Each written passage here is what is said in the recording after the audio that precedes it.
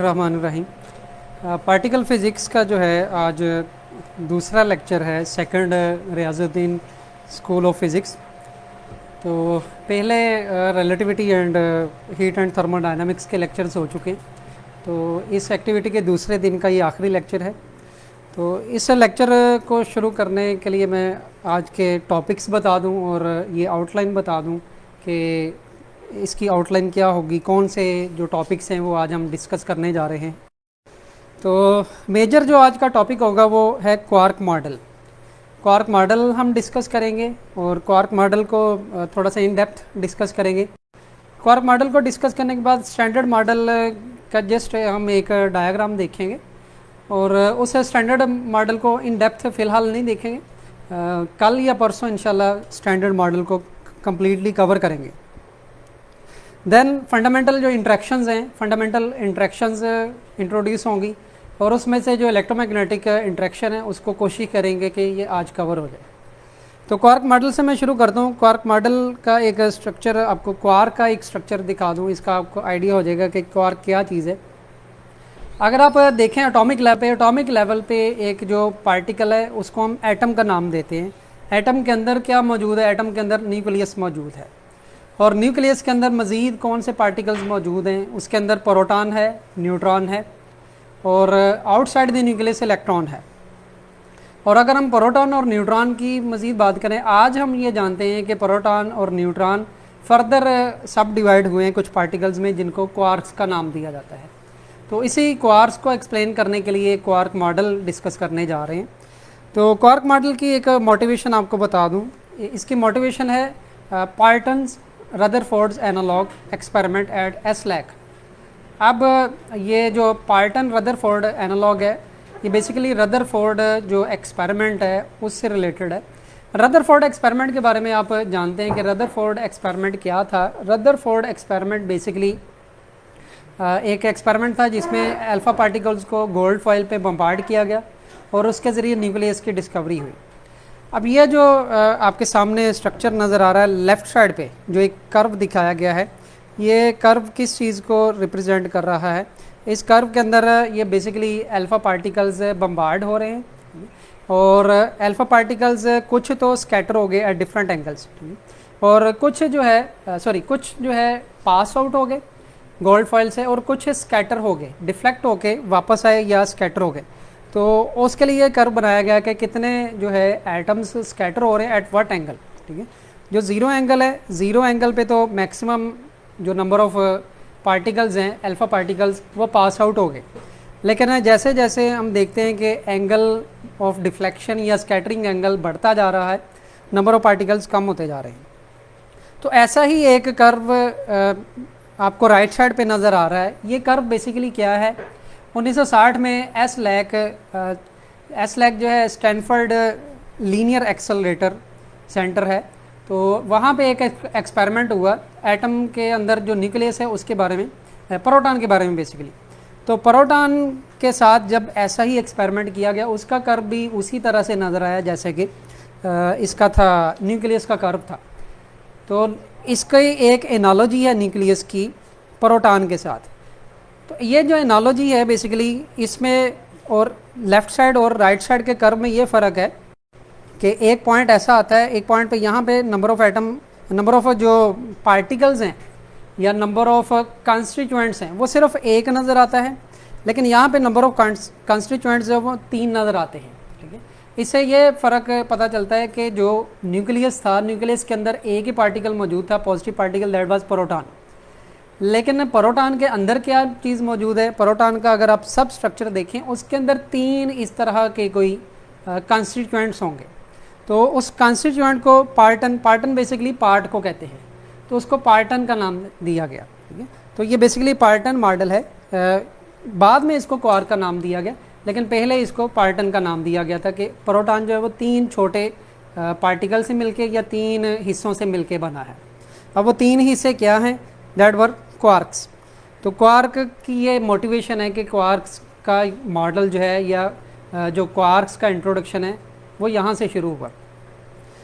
अब क्वार्क्स कौन कौन से हैं? क्वार्क का मॉडल प्रेजेंट किया था गिलमैन एंड ज़्वीक ने 1964 में। ये जो एक्सपेरिमेंट हुआ था ये 1960 में हुआ था, और 1960 के एक्सपेरिमेंट के बाद पहला ये मॉडल पेश किया गया कंस्टिट्यूएंट्स ऑफ पार्टिकल्स के बारे में। ठीक है, तो अब जो पहले डिस्कवर हुए पार्टिकल्स, वो डिस्कवर हुए पहले 3 पार्टिकल यहाँ पे शो किए गए हैं। एक है उसमें से अप क्वार्क, एक है डाउन क्वार्क, एक है स्ट्रेंज क्वार्क। अब ये जो आपको एक ट्राइंगल नज़र आ रही है, ये उसी बेस पे या उसी तर्ज पे बनाई गई है जैसे कि 8 फोल्ड था। कल जो हमने देखा था 8 फोल्ड वे, जिसमें पार्टिकल्स को एक डायग्राम में डिफरेंट डायग्राम्स थी, ऑक्टेट थी और डी कपलेट थी, तो उसी तरह की एक डायग्राम यहाँ पे बनाई गई 8 फोल्ड वे डायग्राम। तो ये ट्राइंगुलर शेप में है। ट्राइंगुलर शेप में अगर देखें, ऊपर वाले जो 2 पार्टिकल हैं उसमें एक है अप क्वार्क और एक है डाउन क्वार्क, और इन दोनों क्वार्क्स को इस तरह से अरेंज किया गया है कि इनकी जो स्ट्रेंजनेस है वो ज़ीरो है। और उसके बाद एक नीचे स्ट्रेंज पार्टिकल अरेंज किया गया है। स्ट्रेंज पार्टिकल की जो स्ट्रेंजनेस है वो -1 है। ये स्ट्रेंज पार्टिकल नहीं, बेसिकली स्ट्रेंज क्वार्क है। तो ये 3 क्वार्क हैं, up quark, down quark and strange quark. ये एक ट्राइंगल बनाते हैं। अब ये डायगोनल में क्या शो किया गया है? डायगोनल में इनके चार्जेस शो किए गए। अगर इनके चार्जेस की बात करें तो इनमें से अप क्वार्क ऐसा है जिसका चार्ज 2/3 है, और डाउन एंड स्ट्रेंज क्वार्क ऐसे हैं जिनका चार्ज -1/3 है। तो यहाँ पे एक हैरानकुन बात ये है कि चार्ज हमने कभी भी फ्रैक्शन में नहीं देखा, लेकिन इन पार्टिकल्स के चार्जेस फ्रैक्शन में नज़र आ रहे हैं। और हम तो ये जानते हैं कि जो चार्जेस है उनकी क्वांटिटी वो क्वांटाइज्ड होती है, यानी कि किसी भी पार्टिकल का जो चार्ज है वो integral multiple of charge of the electron होगा। ये भी जो 2/3 लिखा गया ये फ्रैक्शन में ज़रूर है। फ्रैक्शन 2/3 अंडरस्टूड है, फॉर ग्रांटेड हम लेते हैं कि 2/3 इसके साथ चार्ज ऑफ द इलेक्ट्रॉन है। यहाँ पे लिखा नहीं गया, लेकिन ये अंडरस्टूड होता है कि 2/3 of the charge of the electron है। अब क्वेश्चन ये है कि ये फ्रैक्शन में क्यों आया है चार्ज? तो बेसिकली कोई भी क्वार्क, ये बाद में जाके हम देखेंगे, कोई भी क्वार्क जो है वो फ्री स्टेट में नहीं मिलता, यानी कि कभी भी आप सिंगल अप क्वार्क नहीं देखेंगे, इसी तरह कभी भी सिंगल डाउन क्वार्क नहीं देखेंगे, कभी भी सिंगल स्ट्रेंज क्वार्क नहीं देखेंगे। अगर हम एक लम्हे के लिए ज्यूम कर लें कि अप क्वार्क जो है वो फ्री स्टेट में मौजूद है, ठीक है, सिंगल अप क्वार्क मिल गया, उस सूरत में क्या होगा? उस सूरत में इसका चार्ज 2/3 होगा एग्जैक्टली, जो कि लॉ जो क्वांटाइजेशन ऑफ चार्ज है उसको वायलेट करेगा। ठीक है, तो इसलिए ये एक ऑब्जेक्शन है इस पर कि ये कभी भी जो है सिंगल स्टेट में नहीं मिल सकता, ये बाउंड स्टेट में ही हमेशा होगा, यानी कि एटलीस्ट 2 क्वार्क, 3 क्वार्क। और अब जो रिसेंट रिसर्च हैं उसमें टेट्रा क्वार्क और पेंटा क्वार्क स्टेट, जो कि यहाँ पे डिस्कस नहीं की जाएगी, लेकिन जस्ट फॉर इन्फॉर्मेशन बता रहा हूँ कि टेट्रा क्वार्क और पेंटा क्वार्क स्टेट्स भी, उन पे भी रिसर्च हो रही है जी। तो अब ये जो 3 क्वार्क्स यहाँ पे इंट्रोड्यूस करवाए हैं, बिल्कुल इसी तर्ज पे जैसे हमने देखा था कि कल एंडरसन ने एंटी मैटर इंट्रोड्यूस करवाया था, तो इनके भी डेफिनेटली एंटी पार्टिकल्स होंगे। ठीक है, अगर इनके एंटी पार्टिकल्स की बात की जाए तो इनके 3 एंटी पार्टिकल्स होंगे। एक स्ट्रेंज क्वार्क था जो पिछली डायग्राम है, अगर उसको कंपेयर किया जाए इसके साथ, तो इसी डायग्राम को हमने क्या किया है? इन्वर्ट किया है, या इसको यूँ कह लें कि रोटेट किया है। ठीक है, तो अगर इस डायग्राम को रोटेट किया जाए, रोटेट करके ये जो स्ट्रेंज क्वार्क है ये ऊपर चला गया, लेकिन ये एंटी क्वार्क है, स्ट्रेंज एंटी क्वार्क है, और अप एंटी क्वार्क है एंड डाउन एंटी क्वार्क है। तो 3 क्वार्क्स थे, उन्हीं 3 क्वार्क्स के एसोसिएटेड 3 एंटी पार्टिकल्स यानी कि एंटी क्वार्क्स मौजूद हैं। अब जो स्ट्रेंज पार्टिकल है, या सॉरी एंटी पार्टिकल की अगर बात करें, कोई भी एंटी पार्टिकल है तो उसकी नोटेशन क्या होगी? उसको बार से शो किया जाएगा, क्योंकि पार्टिकल अगर स्ट्रेंज आता है उसको एस लिखा जाएगा, और अगर एंटी पार्टिकल आता है उसको एस बार लिखा जाएगा। तो एस बार की जो स्ट्रेंजनेस है वो +1 है। इसके कंपैरिजन में अगर हम पार्टिकल, स्ट्रेंज पार्टिकल की बात कर लें, ये एंटी पार्टिकल आपके सामने लिखा हुआ है, लेकिन अगर स्ट्रेंज पार्टिकल की बात करें तो स्ट्रेंज पार्टिकल जो है उसकी स्ट्रेंजनेस -1 होगी। इसी तरह पे अगर हम अप क्वार्क की बात करें, पिछले डायग्राम में आपने ये देखा कि अप क्वार्क की जो स्ट्रेंजनेस है वो 0 है। तो अगर एंटी क्वार्क ले लें 0 पे, क्योंकि कोई ऐसे इफेक्ट नहीं होता नेगेटिव का, तो इसलिए इसकी स्ट्रेंजनेस भी 0 ही होगी। तो 3 क्वार्क हो गए, जिसकी डायग्राम ट्राइंगल में मैंने शो की थी। और इसी तरह ये एक डायग्राम आपको दिखाई गई है, इसमें भी 3 क्वार्क मौजूद हैं, लेकिन ये एंटी क्वार्क्स हैं। पर इनके चार्जेस भी अगर आप गौर करें, जो अप क्वार्क था, अप क्वार्क का चार्ज था +2/3, और उसके कंपैरिजन में जब एंटी क्वार्क की बात करते हैं, एंटी क्वार्क के अंदर इसका चार्ज नेगेटिव हो जाता है। तो ये एक फंडामेंटल प्रॉपर्टी है जो डिफरेंस है पार्टिकल और एंटी पार्टिकल के दरमियान। तो इस प्रॉपर्टी को अगर क्वार्क्स पे अप्लाई किया जाए, एंटी क्वार्क जो अप है उसका चार्ज -2/3 होगा, इसके कंपैरिजन में जो अप क्वार्क था उसका +2/3। And in the same pattern अगर स्ट्रेंज एंटी पार्टिकल और डाउन एंटी पार्टिकल की बात करें तो उसका चार्ज +1/3, और इनके जो क्वार्क्स अभी आपने देखे थे उनके चार्जेस थे -1/3।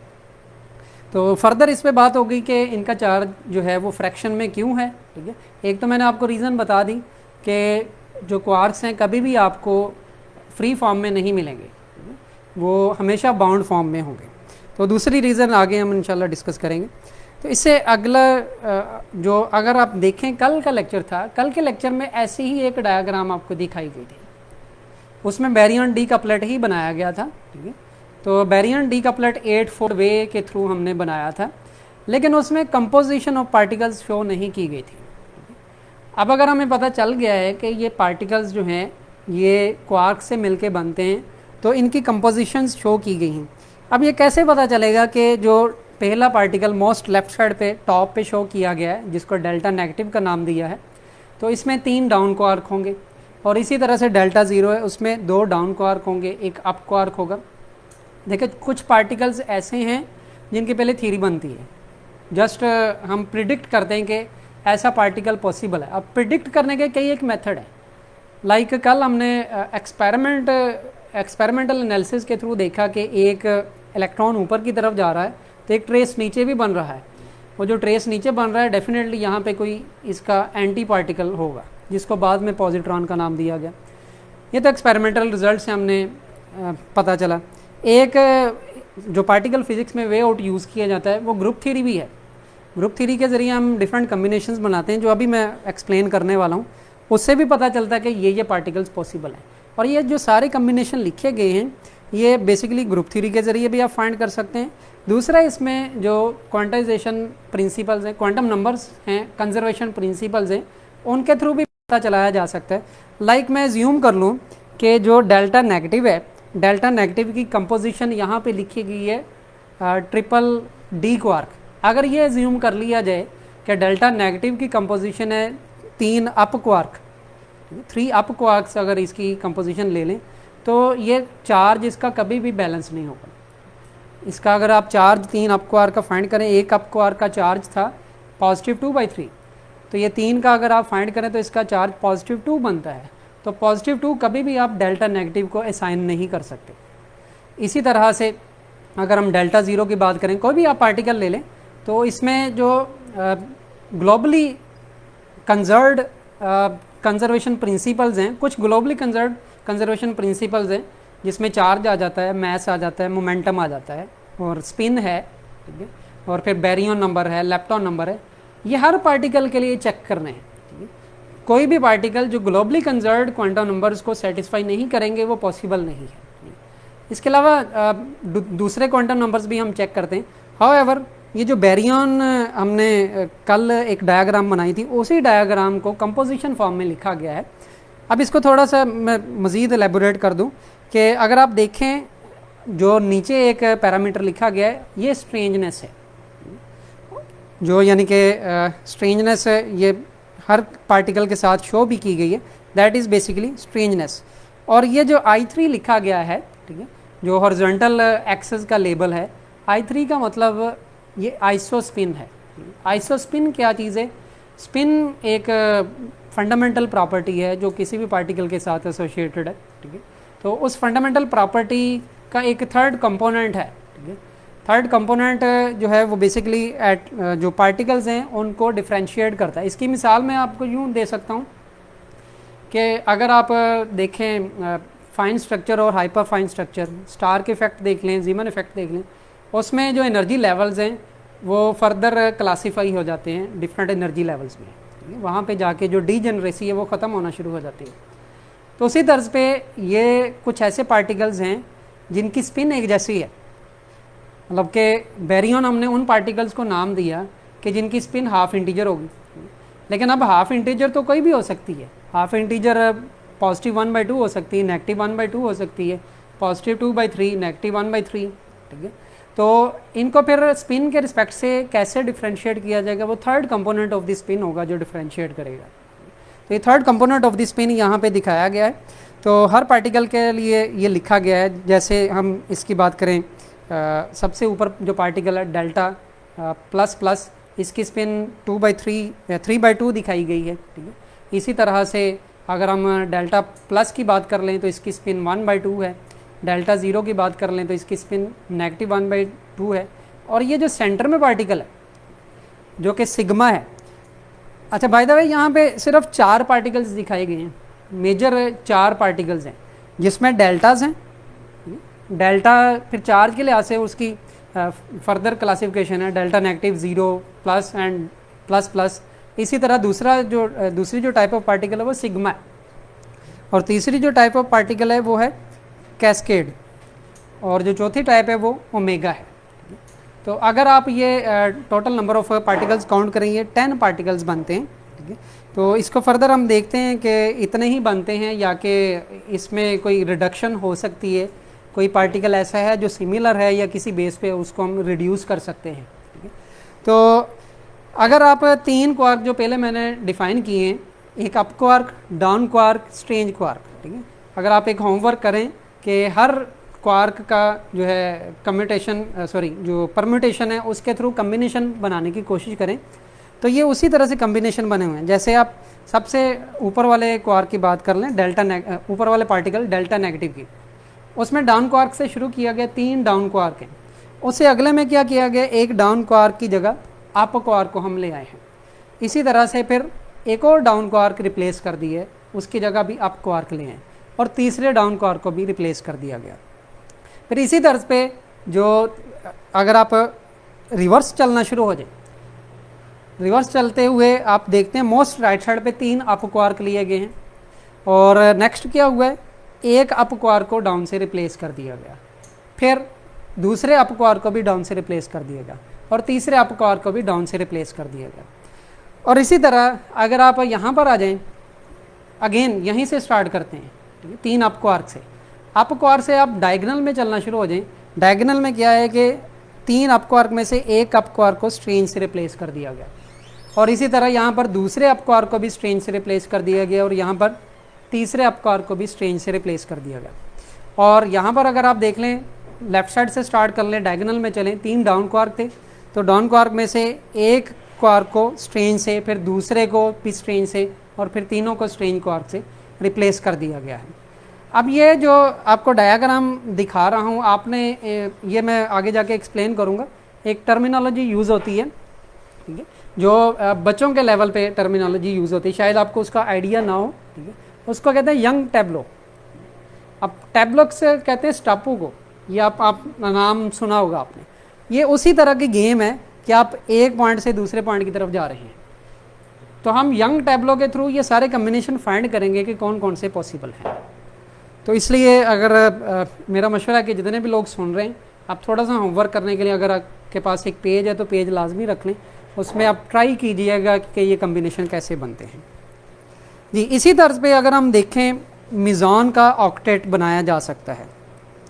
अब मिज़ान का ऑक्टेट क्या है, मिज़ान पहले जो बैरियन है उसमें और मिज़ान में डिफरेंस क्या है। बैरियन वो पार्टिकल हैं जो 3 क्वार्क के कम्बिनेशन से बने हैं। अब 3 क्वार्क ही क्यों, इसकी भी हम बात करेंगे, या 2 क्वार्क ही क्यों, ठीक है।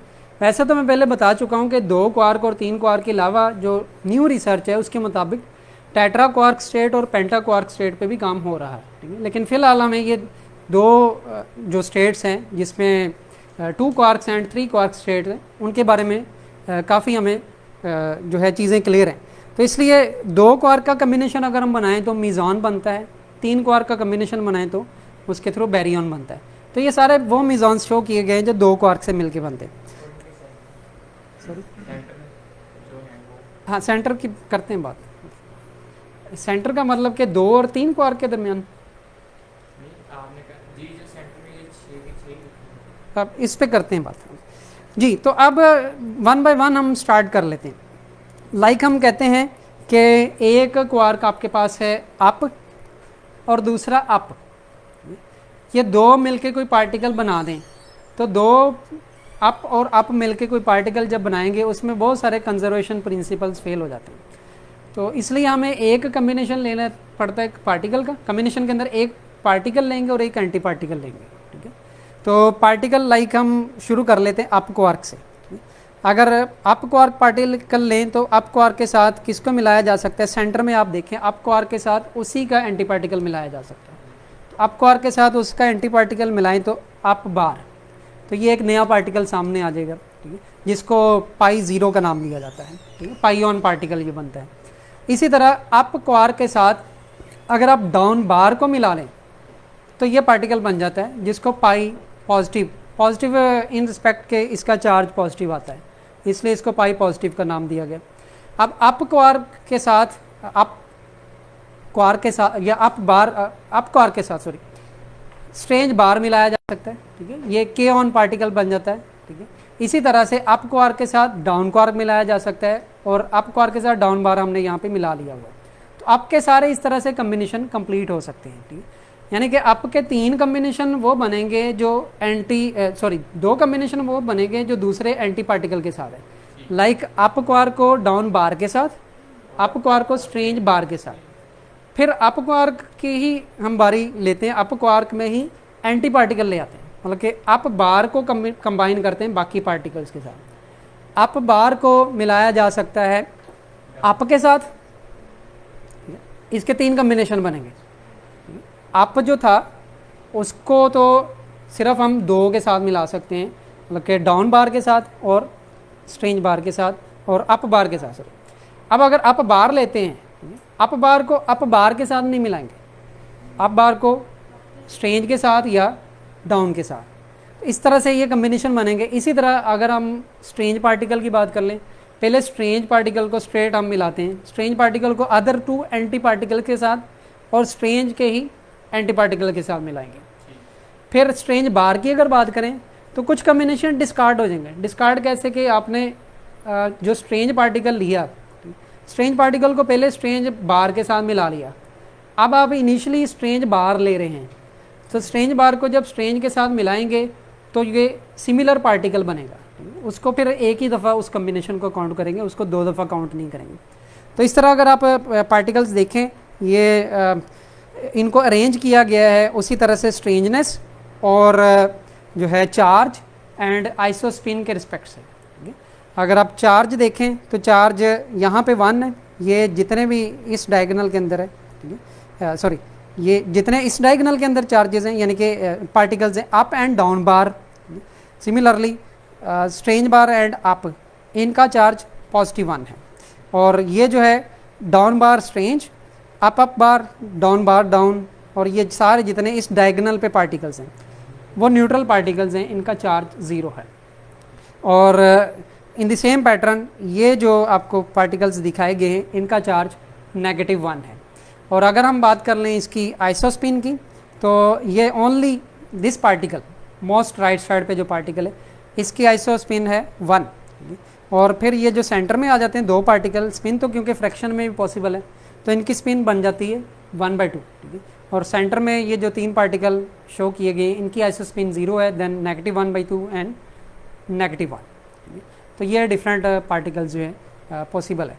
अब यहाँ पे एक क्वेश्चन रेज होता है, क्वेश्चन ये रेज होता है कि मिजॉन एक ऐसा पार्टिकल है जिसमें 2 क्वार्क है, बैरियन ऐसा पार्टिकल है जिसमें 3 क्वार्क है। तो किन 3 क्वार्क आप किसी भी तरीके से मिला लें, उनकी जो स्पिन है वो हाफ इंटीजर बनेगी, और जो मिजॉन है वो किसी भी तरीके से मिला लें उनकी स्पिन बननी चाहिए कंप्लीट इंटीजर। लेकिन यहाँ पे अगर गौर करें, ये जो आपको नज़र आ रहा है -1/2, इनकी स्पिन -1 और इसकी +1, ठीक है। तो इसमें कोई भी ऐसा कम्बिनेशन नहीं बन रहा जिसकी स्पिन जो है वो हाफ कंप्लीट इंटीजर ना हो, ठीक है। अलबत्ता एक चीज़ ज़रूर होती है कि बाज़ औक़ात कोई ऐसी स्टेट पॉसिबल होती है जो सुपर इम्पोज्ड स्टेट हो। लाइक कोई ऐसा पार्टिकल मुमकिन है जिसमें अप बार स्ट्रेंज बार का कोई कम्बिनेशन है, या इनमें से कोई भी पार्टिकल्स का कम्बिनेशन बनाया जा सकता है, तो ऐसी स्टेट्स भी पॉसिबल होती हैं।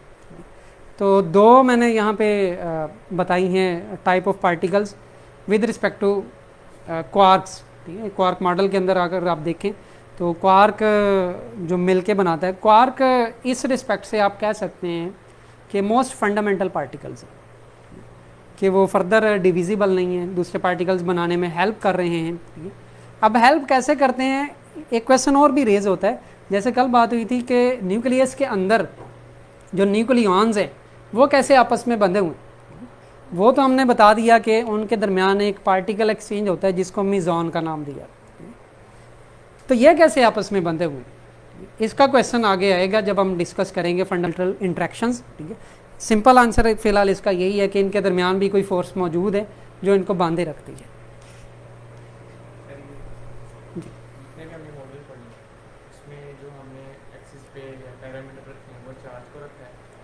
या आप जहाँ कीजिए स्पिन को रखा है और इसी तरह स्ट्रेंजेस, तो स्ट्रेंजेस में ऐसी क्या खासियत है, इसके बारे में तो हमने सिर्फ ये पढ़ा था कि ये सिर्फ वो है क्वांटम नंबर है, इसके अलावा इसके बारे में कुछ ऐसा ही पढ़ा जिसको हम ज़्यादा पैरामीटर बोलते हैं। देखिए ये अरेंजमेंट है एक आपको दिखाई गई। जैसे आप पीरियोडिक टेबल की बात करें, पीरियोडिक टेबल मुख्तलिफ तरह के आते हैं, मतलब वो सारे के सारे basically atomic number wise arrange होते हैं। कुछ पीरियोडिक टेबल ऐसे होंगे जिनमें मेल्टिंग पॉइंट्स लिखे गए होंगे, कुछ पीरियोडिक टेबल ऐसे होंगे जिसमें और कोई प्रॉपर्टी दी गई होगी। तो बहुत सारे ग्लोबली कंजर्व्ड क्वांटम नंबर्स हैं। तो यहाँ पे मोस्ट इंपॉर्टेंट जो जिनके थ्रू इनको अरेंज किया गया है, जिसके थ्रू गेलमैन ने अरेंजमेंट की थी, वो दिखा दिए गए हैं। तो जिस तरह चार्ज एक पार्टिकल की एक बुनियादी प्रॉपर्टी है, तो स्ट्रेंजनेस भी एक प्रॉपर्टी है, ऐसे क्वांटम नंबर है जो कि इक्वेशंस को सैटिस्फाई करने के लिए। स्ट्रेंजनेस उस तरह से आप एनालॉजी नहीं कायम कर सकते, अलबत्ता चार्ज के मुकाबले में एक और प्रॉपर्टी है। जैसे चार्ज एक ऐसी इंट्रिंसिक प्रॉपर्टी है that is responsible for the electromagnetic force. Similarly mass is the intrinsic property that is responsible for the gravitational force. और इन द सेम पैटर्न जो हम स्ट्रॉन्ग फोर्स की आगे जाके बात करेंगे, उसमें कलर या कलर चार्ज एक प्रॉपर्टी आ जाती है, वो रिस्पॉन्सिबल होती है। तो स्ट्रेंजनेस रिस्पॉन्सिबल नहीं है। अब कलर हाइपोथेसिस पे ही हम आ रहे हैं कि कलर का आइडिया कहाँ से आया। अच्छा, ये एक पार्टिकल यहाँ पे दिखाया गया है अप अप अप, ये डेल्टा प्लस प्लस पार्टिकल है। सिमिलरली डेल्टा नेगेटिव पार्टिकल अगर आप देखें तो ये है डी डी डी, और ओमेगा नेगेटिव देखें, इसमें 3 स्ट्रेंज क्वार्क्स हैं। तो ये देखने में तो कम्बिनेशन ठीक है, लेकिन इसमें एक प्रॉब्लम है। प्रॉब्लम क्या है, अगर आप पाली एक्सक्लूजन प्रिंसिपल देखें, पाली एक्सक्लूजन प्रिंसिपल के मुताबिक इलेक्ट्रॉन के बारे में वो कहता है, बाद में उसको फर्मियन पे भी अप्लाई किया जा सकता है। तो वो इलेक्ट्रॉन्स के बारे में ये कहता है कि कोई भी 2 इलेक्ट्रॉन ऐसे जो सिमिलर हों, जिनके तमाम क्वांटम नंबर्स एक जैसे हों, आप ये कह लें, तो वो सेम स्टेट में नहीं हो सकते। जबकि यहाँ हमें ये पता चल रहा है कि अप ये 3 क्वार्क सिमिलर हैं, इनकी तमाम प्रॉपर्टीज़ एक जैसी हैं। अप क्वार्क की अगर बात करें, इनका मैस और इनका चार्ज, सारी प्रॉपर्टी सिमिलर हैं। ये कैसे पॉसिबल है कि ये सेम स्टेट के अंदर आ जाए? तो इसका मतलब ये है कि यहाँ से ये पता चल रहा है कि ये क्वार्क्स जो हैं पाली एक्सक्लूजन प्रिंसिपल को वायलेट कर रहे हैं। अब 2 ही प्रॉब्लम्स हैं, या ये वायलेट कर रहे हैं रूल को, या फिर इसमें और कोई प्रॉपर्टी इंट्रोड्यूस करवाने की ज़रूरत है। तो इस प्रॉब्लम को कैसे दूर किया गया? इस प्रॉब्लम को दूर किया था ग्रीनबर्ग ने। उसने कहा कि जो 3 क्वार्क हैं ये बिल्कुल सिमिलर नहीं है। ये वही बात है कि आइडेंटिकल पार्टिकल्स होते हैं लेकिन डिस्टिंग्विशेबल होते हैं। तो ये आइडेंटिकल पार्टिकल्स नज़र आ रहे हैं, लेकिन इनको डिस्टिंग्विश करने के लिए एक प्रॉपर्टी इंट्रोड्यूस करवाएगी जिसको कलर का नाम दिया गया, या इसको कलर चार्ज का भी नाम दिया जाता है। तो अब कलर क्या है, उसने जस्ट एक नाम दे दिया कि ये जो 3 अप क्वार्क हैं ये 3 कलर्स में आते हैं। ठीक है, तो कलर्स कौन से हैं? एक का कलर है रेड, एक का कलर है ग्रीन, एक का कलर है ब्लू। ठीक है, तो ये डिफ्रेंशिएट करने के लिए इनको कलर्स दे दिए गए। ठीक है, तो इस रिस्पेक्ट से अगर आप देखें, क्वार्क्स टोटल 6 हैं, लेकिन उनके कलर्स 3 हैं। इस रिस्पेक्ट से 18 टाइप ऑफ क्वार्क्स हो जाते हैं। ठीक है, और 18 ही उनके एंटी पार्टिकल्स होंगे। ठीक है, तो 36 पार्टिकल्स ये क्वार्क बनते हैं। तो अगर आप वैसे देखें ये हमें देखने में सिक्स क्वार्क्स नज़र आएंगे, ठीक है। फिलहाल हमें 3 है, लेकिन आगे जाके हम देखेंगे 3 और क्वार्क इसमें शामिल हुए, ठीक है। तो बहरहाल इस तरह से नंबर ऑफ पार्टिकल्स हम देख सकते हैं। तो ये कंसेप्ट है कलर हाइपोथेसिस का, कलर इनको असाइन करने का, कि पाली एक्सक्लूजन प्रिंसिपल को ये वायलेट करते हुए नज़र आ रहे थे। तो इस तरह से पाली एक्सक्लूजन प्रिंसिपल का जो प्रॉब्लम था वो भी रिजॉल्व हो गया, और जो इनकी आइडेंटिफिकेशन है वो भी, इनकी इंडिपेंडेंट एग्जिस्टेंस अप क्वार्क की जो है inside the delta double plus delta negative omega negative, वो इसी तरह से ये एग्जिस्ट करते हैं। और अगर आप एग्जांपल ले लें डेल्टा प्लस की, ये भी मैंने बताया कि ये एक बैरियन है, उसमें 3 डिफरेंट तरह के यू होंगे, ठीक है। एक यू जो है उसको रेड का नाम दिया जाएगा, दूसरे यू को ग्रीन का नाम दिया जाएगा, और तीसरा जो यू है उसको ब्लू का नाम दिया जाएगा। जी, एंटी क्वार्क में भी डेफिनेटली उसमें भी ऐसी ही प्रॉपर्टी होगी। अब ये क्वालिटेटिव प्रॉपर्टी है, ये क्वांटिटेटिव प्रॉपर्टी नहीं है, कोई हमने क्वांटिटी नहीं इनको असाइन की, ये जस्ट एक क्वालिटी असाइन की है। तो जो क्वांटिटेटिव प्रॉपर्टी होगी वो पार्टिकल और एंटी पार्टिकल की डिफ़र करेगी।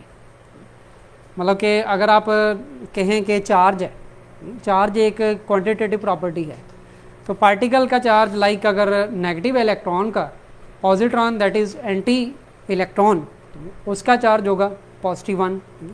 इसी तरह से और भी कुछ प्रॉपर्टीज़ में फ़र्क होगा जो हम आगे जाके देखेंगे। एनर्जी उनकी नेगेटिव होती है, मैस में फ़र्क है, मैस उनका नेगेटिव लिया जाता है। तो हाउएवर, लेकिन अगर कलर की बात करें तो कलर सेम होंगे उनका, कलर में हम डिफ्रेंशिएट नहीं करेंगे, अलबत्ता उनकी नोटेशन डिफरेंट होगी, ठीक है। तो लेकिन कलर वही असाइन किए जाएंगे जी। तो अब इस तरह से अगर इनको डिफ्रेंशिएट कर लिया जाए तो इस डिफरेंस के मुताबिक इनकी एक वेट डायग्राम बनाई जा सकती है। ये जो आपके सामने ट्राइंगल्स नज़र आ रही हैं, ये वही ट्राइंगल्स हैं जो पहले भी मैंने ड्रा किए हैं, लेकिन इनको एक डिफरेंट वे से ड्रा किया गया। इनकी एक नई प्रॉपर्टी इंट्रोड्यूस करवाई गई है, that is basically Gellmann Nishijima relation. ये यहाँ पे आपको देखने में नज़र आ रहा है। इसमें 2 क्वांटम नंबर्स ड्रा किए गए, एक है आइसोस्पिन और दूसरा कल इंट्रोड्यूस करवाया था हाइपर चार्ज। हाइपर चार्ज का बैकग्राउंड मैं फिर ब्रीफ कर दूं। हाइपर चार्ज का बैकग्राउंड ये था कि मीज़ॉन के लिए स्ट्रेंजनेस का जो स्केल था वो डिफरेंट था, और बैरियंस के लिए जो स्ट्रेंजनेस का लेवल था या स्केल था वो डिफरेंट था। उनको इक्वल फुटिंग पे ट्रीट करने के लिए फिर एक नया क्वांटम नंबर डिफाइन किया गया था, हाइपर चार्ज। तो उस हाइपर चार्ज की हेल्प से एक ये रिलेशन आपके सामने आता है, that is Gellmann Nishijima relation, that is Q charge is equal to I3 means third component of the spin, that is isospin plus y/2। ठीक है। इस डायग्राम के मुताबिक इस रिलेशन के मुताबिक क्वार्क्स को इस तरह से 3 कॉर्नर्स पे ड्रा किया गया है। तो अप क्वार्क अगर आप देखें, अप क्वार्क की जो आइसोस्पिन है वो 1/2 है, इसका जो हाइपर चार्ज है वो भी वो 1/3 है। ठीक है। अगर आप इस रिलेशन में पुट करें तो आपके पास अप क्वार्क का चार्ज आ जाएगा, अप क्वार्क का चार्ज जो कि 2/3 होता है, 2/3।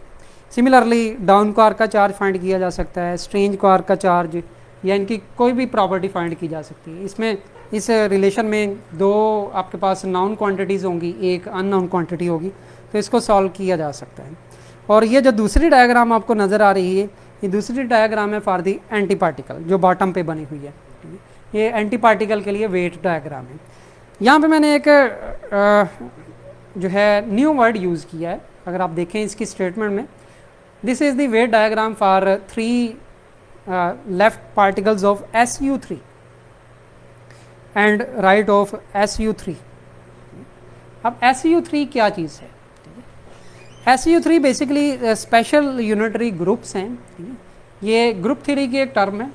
ग्रुप मैथमेटिक्स की एक टर्मिनोलॉजी है, एक सेट ऑफ नंबर्स या सेट ऑफ ऑब्जेक्ट्स आप कह सकते हैं, जो कुछ एक्सियम्स को सेटिस्फाई करता है, उसको हम ग्रुप का नाम देते हैं। उन ग्रुप्स के अंदर फिर एक यूनिटरी ग्रुप होता है। तो यूनिटरी ग्रुप, जैसे आप यूनिटरी मैट्रिक्स पढ़ते हैं, वही प्रॉपर्टी यूनिटरी ग्रुप के अंदर होती है, और उसमें फिर एक स्पेशल यूनिटरी ग्रुप है। ये SU3 लिखने का मकसद ये है कि 3 ये रिप्रेजेंटेशन है, 3 क्वार्क्स को लेके हम चलेंगे, और ये बेसिकली एस यू एन होता है, एन यहाँ पे डिफाइन करता है नंबर ऑफ डिग्रीज को, ठीक है। तो यहाँ पे 3 पार्टिकल्स के थ्रू हम SU3 के थ्रू लेके चलेंगे। SU8 हो सकता है जो ऑक्टेट है, ठीक है, 3 ट्रिपलेट है, इसी तरह डी कपलेट हो सकता है, 10 हो सकता है, कोई भी यहाँ पे डिग्री हो सकती है। और आगे जाके जो हम फंडामेंटल इंट्रैक्शंस के बाद वाला जो टॉपिक होगा that will be unification theories. Unification theories में भी देखेंगे इसका इस्तेमाल है ग्रुप थ्योरी का।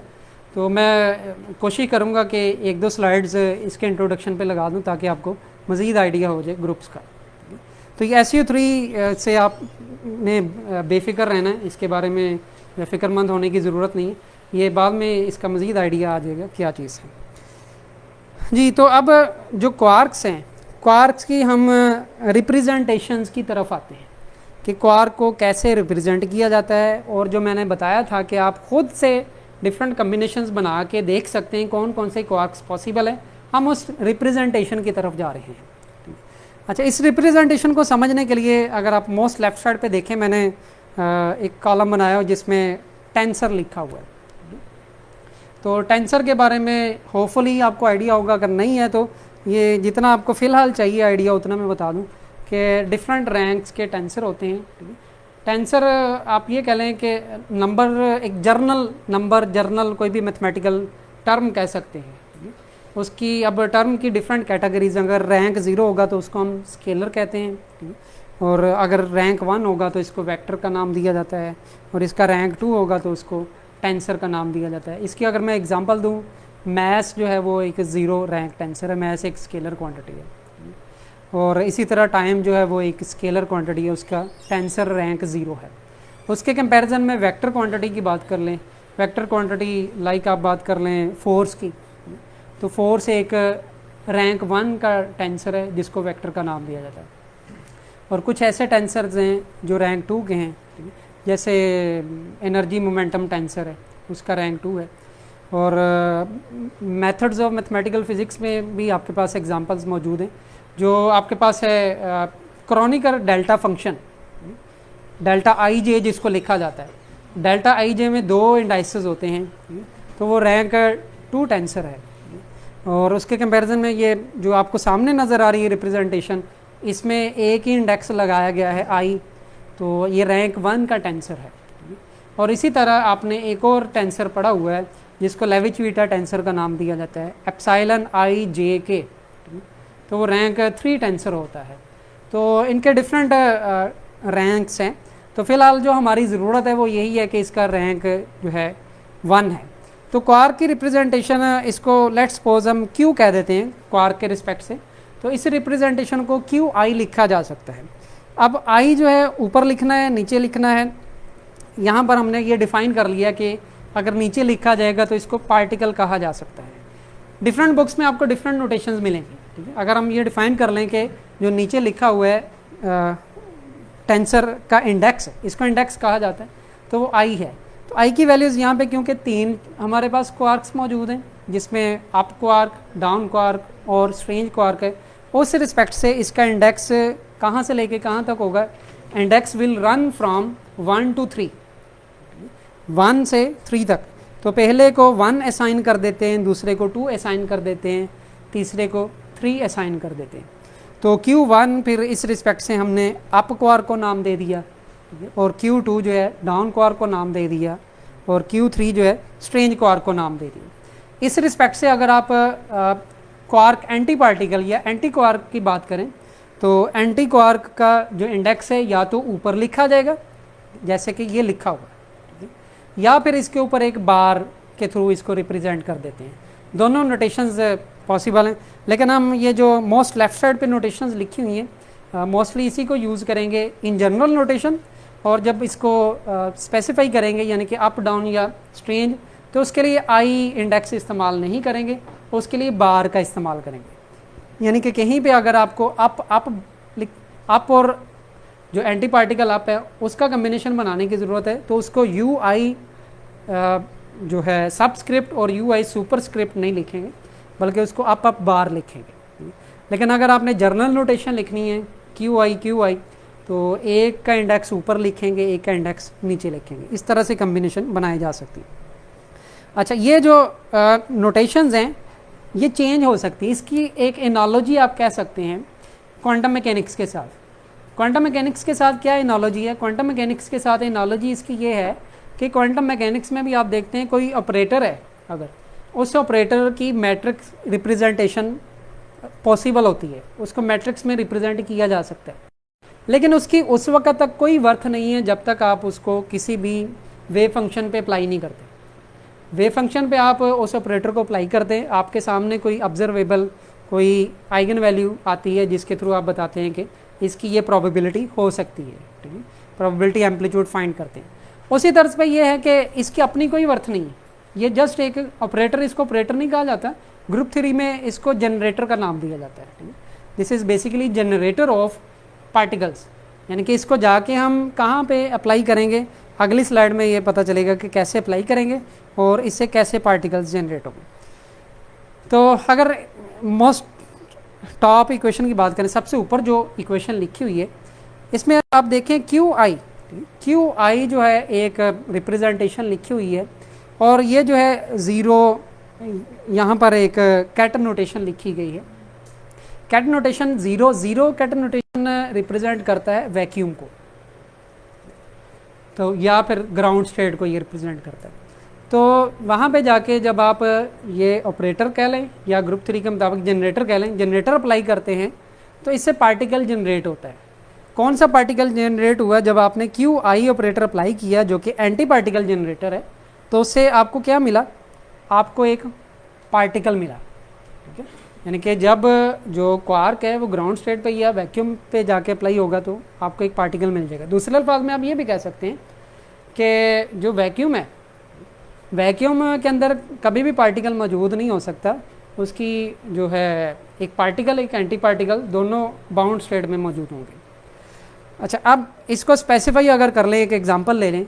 एग्जांपल आप बार आप अप्लाई करते हैं ज़ीरो स्टेट पे, तो उससे एक नया पार्टिकल सामने आता है, वो पार्टिकल है यू क्वार्क। जब आप एंटी पार्टिकल का जनरेटर अप्लाई करेंगे तो पार्टिकल सामने आएगा, और पार्टिकल का ऑपरेटर अप्लाई करेंगे तो एंटी पार्टिकल सामने आएगा। इसी तरह डाउन बार को जब अप्लाई करते हैं ज़ीरो पे तो डाउन क्वार्क सामने आ जाता है, स्ट्रेंज बार को अप्लाई करते हैं तो strange, and in the same pattern जब आप क्वार्क ऑपरेटर अप्लाई करेंगे ज़ीरो स्टेट पे तो एंटी क्वार्क सामने आएगा। लाइक यू ऑपरेटर अप्लाई करते हैं, यू जनरेटर अप्लाई करते हैं तो U bar, similarly down bar and strange bar सामने आ जाते हैं। तो ये इनकी जनरेशन के डिफरेंट रिप्रेजेंटेशंस लिखी हुई हैं। लेकिन ये जो पिछले स्लाइड में रिप्रेजेंटेशंस दिखाई गई हैं, इसी को हम इस्तेमाल करेंगे डिफरेंट पार्टिकल्स जनरेट करने के लिए, या जो दो क्लासेस हैं बैरियंस और मीजॉन्स, उनके पार्टिकल्स जनरेट करने के लिए। तो अब हम पार्टिकल्स जनरेट करने जा रहे हैं। तो अब काइंडली अगर आप कोशिश कर सकते हैं तो इसको आप अपने सामने जो है पेन और जो है नोटबुक ज़रूर रखें, इसको ट्राई कीजिएगा कि अगर आप ये रिप्रेजेंटेशंस बना सकते हैं। जी, तो ये मिज़ॉन्स की पहली रिप्रेजेंटेशन मैं यहाँ पर लिख रहा हूँ, ठीक है। ये स्पेशल यूनिटरी ग्रुप जो पहले मैं बता चुका हूँ उसकी डेफिनेशन यहाँ पर बताई गई है। Special unitary group of degree n denoted by S U of n is the Lie group, ठीक है। ये फर्दर जो ग्रुप्स है उसकी एक टाइप है of n cross n unitary matrices with determinant 1, ठीक है। तो ये इसकी प्रॉपर्टी है, स्पेशल यूनिटरी है जिसका डिटर्मिनेंट 1 के इक्वल होता है। अच्छा, पॉसिबल कम्बिनेशन जो है वो 2 क्वार्क का लिया जा सकता है, 3 का लिया जा सकता है, लेकिन हम 2 से स्टार्ट करते हैं, ठीक है। यहाँ पे 2 क्वार्क को आपस में मिलाते हैं, मसलन एक क्यू आई क्वार्क और एक क्यू जे क्वार्क, ठीक है। अब जे मैंने कहा क्यों यूज़ किया है? जे इसलिए यूज़ किया कि ये पॉसिबिलिटी होती है कि जो दूसरा मैट्रिक्स है उससे कोई डिफरेंट क्वार्क लिया जाए, इसलिए इसका इंडेक्स भी, ये डमी इंडाइसेस होते हैं, ठीक है। अगर आपको रिलेटिविटी का आइडिया है तो उसमें डमी इंडाइसेस का इसको नाम दिया जाता है। तो बहरहाल ये इंडेक्स एक आई लिया गया, एक जे लिया गया है। तो जो आई है वो तो पार्टिकल्स को रिप्रेजेंट कर रहा है, तो और दूसरा जो आई है वो पार्टिकल्स को रिप्रेजेंट कर रहा है, जे एंटी पार्टिकल्स को रिप्रेजेंट कर रहा है। तो पार्टिकल्स को हमने कॉलम मैट्रिक्स में रिप्रेजेंट किया है, एंटी पार्टिकल्स को रो मैट्रिक्स में रिप्रेजेंट किया। अब इनके तमाम कम्बिनेशंस यहाँ पे बनाए गए हैं, ठीक है। ये क्रॉस का मतलब है कि इनके कम्बिनेशंस हम आएंगे। ग्रुप थ्योरी में जो ऑपरेटर्स हैं उनको विद इन सर्कल लिखा जाता है, ठीक है। अगर आप कोई चीज़ ऐड कर रहे हैं तो उसको भी विद इन सर्कल लिखा जाएगा, और अगर आप कोई मल्टीप्लाई कर रहे हैं तो उसको विद इन सर्कल लिखा जाएगा। ये ऑपरेटर लिखा गया है मल्टीप्लिकेशन का, तो इससे कम्बिनेशन बन रहे हैं। कम्बिनेशन कौन से बन रहे हैं? अप और अप बार का कम्बिनेशन बन गया अप बार। इसी तरह अप और डाउन बार का कम्बिनेशन बन गया अप डाउन बार। सिमिलरली अप और स्ट्रेंज बार का कम्बिनेशन बन गया अप स्ट्रेंज बार।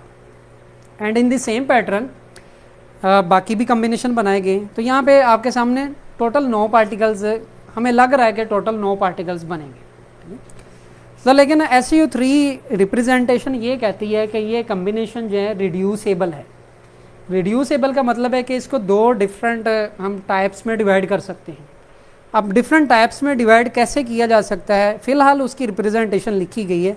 वो ये है कि अगर आप देखें QI, इसको 3 से रिप्रेजेंट किया जा सकता है कि टोटल 3 आपके पास क्वार्क्स थे, और जो QJ है इसको 3 बार से कि 3 आपके पास एंटी क्वार्क्स थे। तो ये क्रॉस करें तो ये टोटल 9 बनना चाहिए। इसको इस तरह से रिड्यूस किया जा सकता है। फ़िलहाल आपको नहीं पता चलेगा कि इसको 8+1 क्यों लिखा है। इसको ये भी तो पॉसिबिलिटी है कि 7+2 लिख लिया जाए, 3+ इसको लिख लिया जाए 6। तो डिफरेंट पॉसिबिलिटीज़ है, लेकिन इसको 8+1 ही क्यों लिखा गया है। तो इसके लिए हम यंग टैब्लो की तरफ जाएंगे। यंग टैब्लो से आपको काफ़ी हद तक क्लियर हो जाएगा कि ये कैसे रिड्यूसेबल है जी। तो अब उसी कम्बिनेशन को एक और फॉर्म में लिखा गया है। एक ये है कि अटैम्प्ट है कि ये जो रिड्यूसेबल मैंने लिखा है, रिड्यूसेबल समझने के लिए नीचे एक अटैम्प्ट की गई है कि एक आपके पास QI है, QJ है, ये रिप्रेजेंटेशन है। अच्छा, इसमें एक टर्म ऐड और सब्ट्रैक्ट की गई है। अगर आप सेकंड और थर्ड टर्म देखें, ये अपने पास से ऐड और सब्ट्रैक्ट की गई है।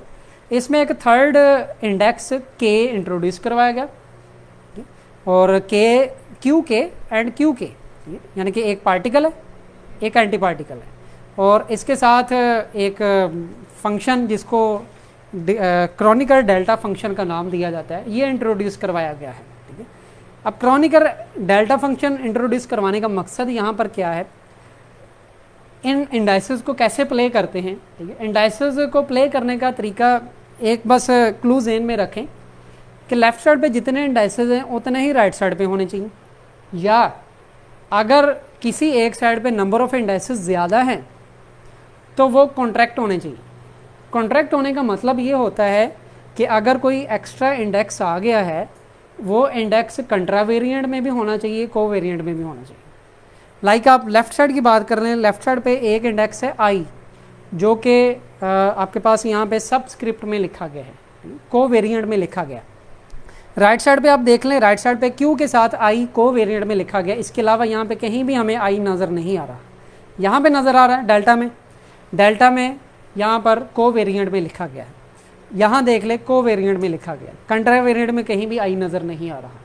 सिमिलरली J को बैलेंस कर लें, J जो है कंट्रावेरिएंट में सुपरस्क्रिप्ट में लिखा गया है।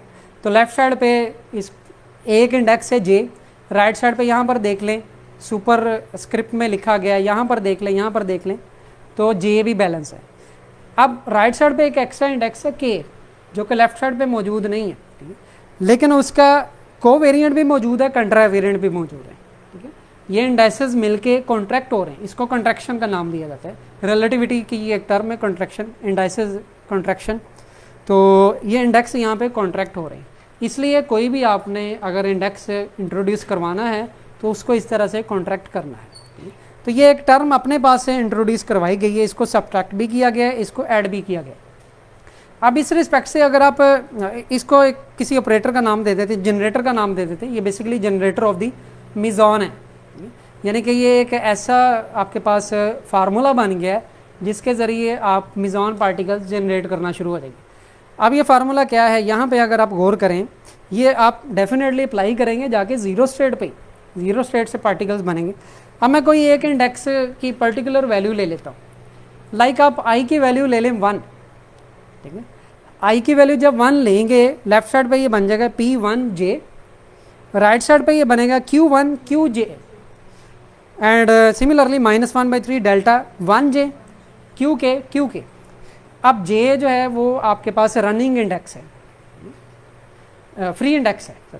फ्री इंडेक्स का मतलब ये है कि आप अब इस इंडेक्स की कोई भी वैल्यू ले सकते हैं, 1 भी ले सकते हैं। I की आपने फिक्स कर ली और जे की आप वैल्यू 1 भी ले सकते हैं, 2 भी ले सकते हैं, 3 भी ले सकते हैं।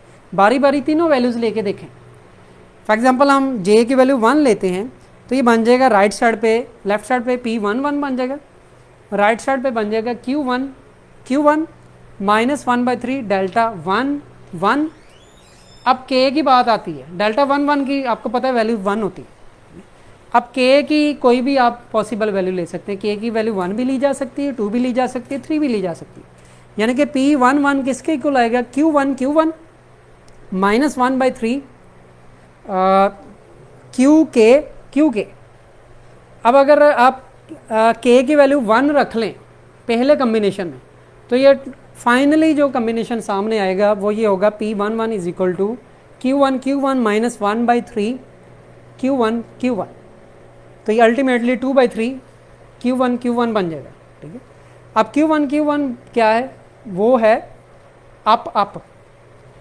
तो पहला कम्बिनेशन सामने आया, सॉरी मैं यहाँ पे एक मिस्टेक कर गया, ये क्योंकि एक सबस्क्रिप्ट में एक सुपरस्क्रिप्ट में, तो इसको अप बार का नाम दिया जाएगा। ठीक है, तो P11 सामने आया, अप 2/3 अप बार, या up bar equal to 3/2 P11। ठीक है, तो इसी तरह से आप अब आई की वैल्यू 1 ही रखें अगेन, जे क्योंकि आपके पास फ्री इंडेक्स है, उसकी वैल्यू अगली 2 ले लें। जब उसकी वैल्यू 2 लेंगे, 2 वैल्यू पुट करके देखें, Q1 Q2 -1/3 डेल्टा 1 2। अब यहाँ पर ही आपको क्लियर हो जाता है, डेल्टा 1 2 डेल्टा आपको पता है कि जब इसके इंडाइसिस डिफरेंट हो तो ये रिजल्ट 0 देता है, तो ये 0 रिजल्ट देगा। तो दूसरा जो कम्बिनेशन पॉसिबल है P12, वो होगा Q12 only, that will be up and down bar. तो दूसरा ये कम्बिनेशन पॉसिबल है। इसी तरह से बाकी भी आप कम्बिनेशन बना सकते हैं। तो ये जो PIJ लिखा गया है, that is basically generator off the meson particles. अब इसी तर्ज पे बाकी भी बनाए जा सकते हैं। ये एक टेबल आपको दिखाया जा रहा है, इस टेबल के अंदर ऐसे तमाम कम्बिनेशंस जो पॉसिबल है वो लिख दिए गए हैं। जैसे P12 है, P12 स्पेसिफाई करें PIJ को, तो ये जनरेटर है पाई पॉजिटिव पार्टिकल का, और इसकी कंपोजिशन है अप डाउन बार। इसी तरह से P0 की बात करें, उसके ये कम्बिनेशन बनाया गया है। ये सारे कम्बिनेशन आपको दिखा दिए गए हैं, उसके सारे के सारे कंपोजिशन भी दिखा दी गई है। ये P13 सेपरेटली एग्जिस्ट नहीं करेगा, उसका कम्बिनेशन बनाया गया P23 के साथ, वो मिलके P0 पार्टिकल बनाएगा। वो जो उसके साथ कोफिशिएंट है ना, वो प्रोबेबिलिटी बताएगा। तो एक लीनियर कम्बिनेशन बनाना पड़ेगा, लीनियर कम्बिनेशन के बगैर ये पार्टिकल पॉसिबल नहीं। अच्छा, इनको काउंट करें ज़रा, ये कितने पार्टिकल्स हैं।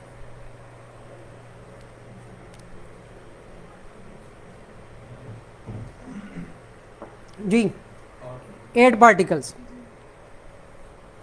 और इस मैट्रिक्स में कितने नज़र आ रहे हैं, 9 पार्टिकल्स हैं। तो अभी जो मैंने बात की थी कि ये जो कम्बिनेशन है 3x3 बार, ये रिड्यूसेबल है, रिड्यूस हो जाएगा 8+1 में। तो इस कम्बिनेशन से अगर आप देखें 8 पार्टिकल्स बने, इसका जो 9वां पार्टिकल है वो आपको नज़र नहीं आ रहा। तो मेसॉन की वेट डायग्राम यहाँ पर दिखाई गई। वो तमाम पार्टिकल्स जो हैं उनको अरेंज कर दिया गया है हाइपर चार्ज और आइसोस्पिन के थ्रू। उसकी बाद में करेंगे बात, है पार्टिकल जी। तो ये आइसोस्पिन और I3 और हाइपर चार्ज, इन दोनों के थ्रू ये वेट डायग्राम है, इसमें ये सारे पार्टिकल्स अरेंज किए गए जी। तो अब इसी तर्ज पे मैं आ जाता हूँ बैरियॉन्स पे। बैरियॉन्स, अब दूसरी पॉसिबिलिटी, पहली पॉसिबिलिटी हमने ये देखी कि 2 क्वार्क्स के कम्बिनेशन पॉसिबल हैं। दूसरी पॉसिबिलिटी में ये है कि 3 क्वार्क के कम्बिनेशन भी पॉसिबल है। अब 3 क्वार्क SU3 में अगर देखें, वो बनेगा 3x3x3, 3x3x3 टोटल बनता है 27। तो इस 27 को भी रिड्यूस किया जा सकता है। कैसे रिड्यूस किया जाएगा वो भी हम देखते हैं आगे जाके। तो बहरहाल इसको रिड्यूस किया जा सकता है। अब 3 क्वार्क्स का इकट्ठा कम्बिनेशन नहीं बनाते, हम यूँ करते हैं कि पहले 2 क्वार्क्स का कम्बिनेशन बना लेते हैं, फिर उसके साथ तीसरा क्वार्क भी शामिल कर लेंगे। स्टेप बाय स्टेप हम चलते हैं। तो इसमें 2 क्वार्क्स लिए गए हैं, 2 सिमिलर क्वार्क्स लिए गए हैं। ठीक है, तो इसमें QI QJ फिर इसका तीसरा जो क्वार्क लिया जाएगा वो एंटी क्वार्क लिया जाएगा, ठीक है। तो क्यू आई क्यू जे लिया गया है। तो यहाँ पर ये तो एज सच जो मोस्ट जो लेफ्ट साइड पे आपके पास टर्म नज़र आ रही है, इसको स्प्लिट कर लिया हाफ हाफ में, half Q I J and half Q I J, ये तो उसी तरह से टर्म आ गई।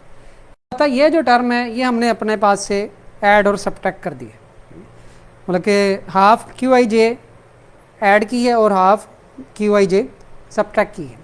अब कम्बिनेशन ये बना रही है कि पहले जो दो हैं उनमें से 1/2 कॉमन लिया, 1/2 कॉमन लेके, हाँ इसमें एक मिस्टेक हो गई शायद मुझसे, मिस्टेक ये हुई है कि ये जो ऐड और सब्ट्रैक्ट किए गए ना, ये क्यू जे क्यू आई है, that is not basically Q I Q J, that is Q J Q I minus half Q J Q I, ठीक है।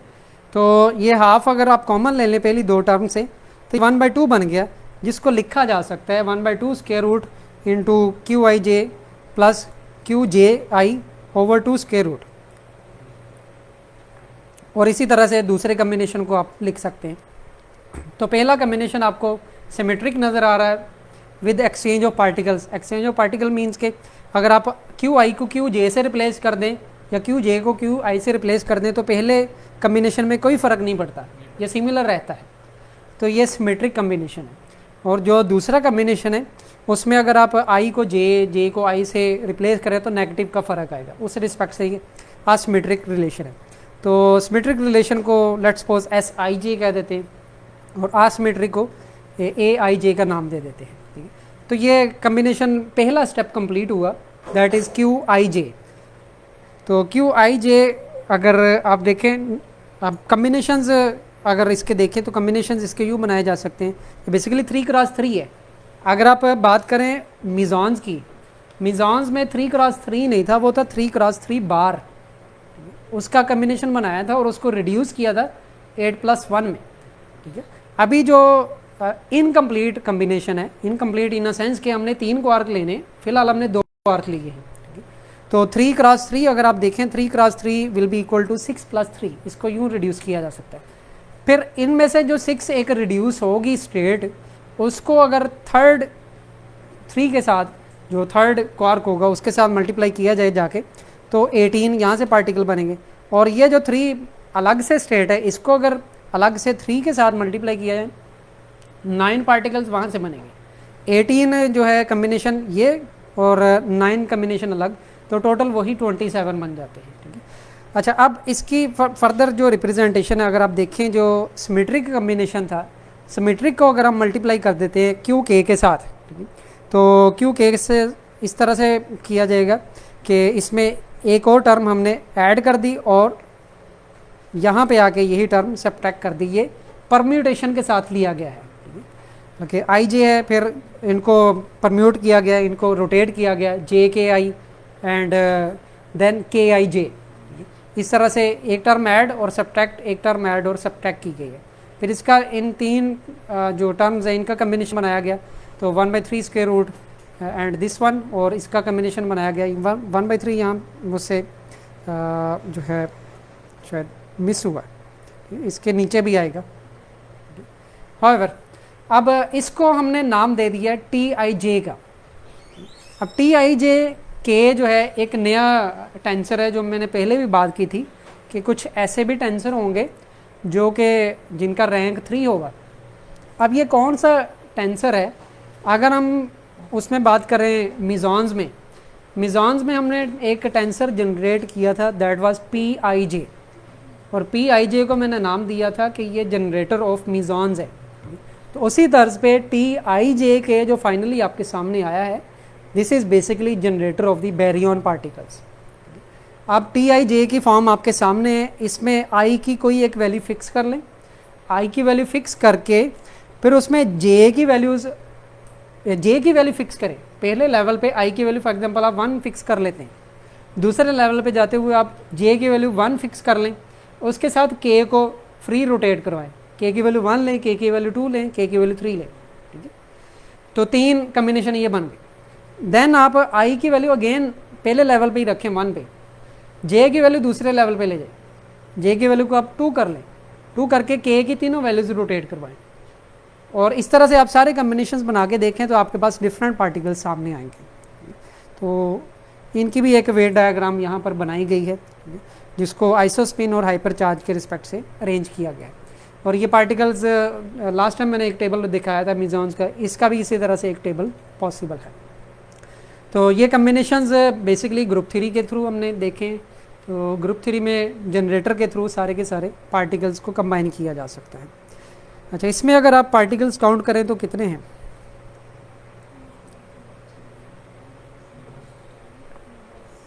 10। तो ये जो 18 है, 18 को फर्दर रिड्यूस किया जाएगा 10 + 8 में। ये जाके हम आगे यंग टैब्लो में देखेंगे जी। तो अगला जो टॉपिक है वो यंग टैब्लो है। यंग टैब्लो के लिए आप लाजमी प्रैक्टिस करें। तो यंग टैब्लो मैंने बता दिया है, इसके कॉमन मीनिंग जो हम आम एक खेल देखते हैं, स्टापू जिसको कहते हैं, उसी टाइप का है ये यंग टैब्लो, कि आप डिफरेंट कम्बिनेशंस बनाते हैं। अच्छा, ये जो आपके पास है जो अभी आपको नज़र आ रहा है फंडामेंटल रिप्रेजेंटेशन ऑफ SU3। तो SU3 की फंडामेंटल रिप्रेजेंटेशन में जो 3 है, ठीक है, 3 एक क्वार्क को शो करेगा। यंग टैब्लो में उसको एक बॉक्स से लिखा जाएगा, एक single box that will represent a particle quark. और इसी तरह अगर आपने एंटी क्वार्क लिखना है, एंटी क्वार्क को 2 वर्टिकल बॉक्सेस में शो किया जाएगा। अगर आप और कोई कम्बिनेशन ले लेते हैं, लाइक SUN लेते हैं, N किसी भी डिग्री का पार्टिकल है, तो N को भी सिंगल बॉक्स से ही शो किया जाएगा। ये तो क्योंकि हमने स्पेसिफाई कर दिया SU3। SUN के अंदर अगर आप देख लें तो N को एक बॉक्स है और N बार को 2 वर्टिकल बॉक्सेस से लिखा जाएगा, ठीक है। तो ये फंडामेंटल रिप्रेजेंटेशन है यंग टैब्लो की SU3 में। अच्छा, जो यंग टैब्लो इसके कुछ रूल्स हैं। रूल्स ये हैं कि ये बॉक्सेस को आपने आपस में मिलाना है, मतलब कि 3 को अगर आपने 3 के साथ क्रॉस करना है तो उस सूरत में एक सिंगल बॉक्स को दूसरे सिंगल बॉक्स के साथ जोड़ देंगे। और अगर 3 को 3 बार के साथ मिलाना है तो एक सिंगल बॉक्स को बाकी 2 बॉक्सेस के साथ मुख्तलिफ कम्बिनेशंस में जोड़ेंगे, ठीक है। तो उन मुख्तलिफ कम्बिनेशंस में जोड़ने के जो रूल्स हैं वो यहाँ पे लिखे गए हैं। एक तो यह है कि add box to the right. आप लेफ्ट साइड पे बॉक्स ऐड नहीं कर सकते। जैसे कि आपने 3 × 3 बार करना है, आगे अभी हम एग्जांपल देख रहे हैं, तो उसमें जो सिंगल बॉक्स है उसकी राइट साइड पे 2 बॉक्सेस लिखेंगे, उसके लेफ्ट साइड पे 2 बॉक्सेस नहीं लिखेंगे। इसी तरह अगर आपने 3 बार क्रॉस 3 करना है तो 2 बॉक्सेस लेफ्ट साइड पे और जो सिंगल बॉक्स है वो राइट साइड पे, इस तरह से। And number decrease up side down. जो कम्बिनेशन बन जाएगा उसमें फिर हम नंबर्स असाइन करेंगे। उन नंबर्स के थ्रू कुछ कैलकुलेशंस करनी है जिसके थ्रू हमने रिड्यूस करना है कम्बिनेशन को। वो जो नंबर्स आप लिखेंगे वो numbers up side down, like 3 बार की बात कर लें। 3 बार को कैसे लिखा जाएगा? जो सबसे ऊपर वाला बॉक्स है उसमें आप नंबर लिख देंगे 3, उससे नीचे वाले बॉक्स में नंबर आप इससे एक कम करके 2 लिखेंगे। यानी कि जब आप वर्टिकल लेवल में चलेंगे तो वर्टिकली इन अ कॉलम आप नंबर्स को डिक्रीज़ करते जाएंगे। मतलब अगर 3 कॉलम हो तो पहला 3, 2 एंड 1, ये SU3 की बात हो रही है। तो 1 से नीचे नहीं जा सकता, और ऐसा भी नहीं पॉसिबल कि पहला 3 है दूसरा भी आप 3 ले आएँ, तीसरा 2 ले आएँ, तो ये नंबर्स डिक्रीज़ होने चाहिए। फिर तीसरा रूल ये है कि discard all boxes in which the number in the right box is smaller than the left one. तो ये 3 डिफरेंट रूल्स है, इनके थ्रू हमने कम्बिनेशंस बनाने। एक एग्जांपल के तौर पे यहाँ पे कम्बिनेशन लिखा गया है, लाइक 3 × 3 है, तो ये रिड्यूसेबल है 6 + 3 में। कैसे? अगर आप ये कम्बिनेशन देखें, 3 के लिए एक बॉक्स लिया गया और दूसरे 3 के लिए दूसरा बॉक्स लिया गया। इनको हमने क्रॉस करना है, यानी कि इनके कम्बिनेशंस बनाने हैं। अब कम्बिनेशंस कैसे बनाए जा सकते हैं? ए मैंने यहाँ पे नंबर इसलिए लिखा है कि वो पहले वाले बॉक्स से थोड़ा सा डिफ्रेंशिएट हो जाए। तो अब इस ए वाले बॉक्स को पहला रूल तो ये था कि आप इसको राइट साइड पे लगाएंगे, लेफ्ट साइड पे नहीं लगा सकते। तो इसको मैंने राइट साइड पे लगा लिया। अब दूसरा रूल क्या है? चले मैं कम्बिनेशन बना लेता हूँ। एक तो ये मैंने ये कम्बिनेशन बना लिया और एक बॉक्स ये इसके नीचे आ सकता है। एज्यूम कर लेते हैं कि ये बॉक्स इसके ऊपर भी आ गया, और ये एज्यूम कर लेते हैं कि ये बॉक्स इसकी लेफ्ट साइड पे भी आ गया है। तो अगर 4 कम्बिनेशन आप इस तरह से बना लें, फिर उसमें कुछ ऐसे कम्बिनेशन होंगे जो रूल्स के तहत उनको डिस्कार्ड कर दिया जाएगा। अब ये जो पहला कम्बिनेशन आपको नज़र आ रहा है, इस पहले कम्बिनेशन के पहले बॉक्स में नंबर लिखेंगे 3। यहाँ पे आपने नंबर लिख देना है 3। तो इस बॉक्स के अंदर 3 लिखेंगे और इससे जो नेक्स्ट होगा उसमें 4 लिखेंगे। राइट साइड पे नंबर इंक्रीज होंगे और जो है आप विद इन अ कॉलम वो डिक्रीज होंगे। तो 3 लिखेंगे और 4 लिखेंगे। अच्छा जी, अब दूसरा जो कम्बिनेशन है इसमें भी इस नंबर में 3 लिखेंगे और यहाँ पे 2 लिखेंगे।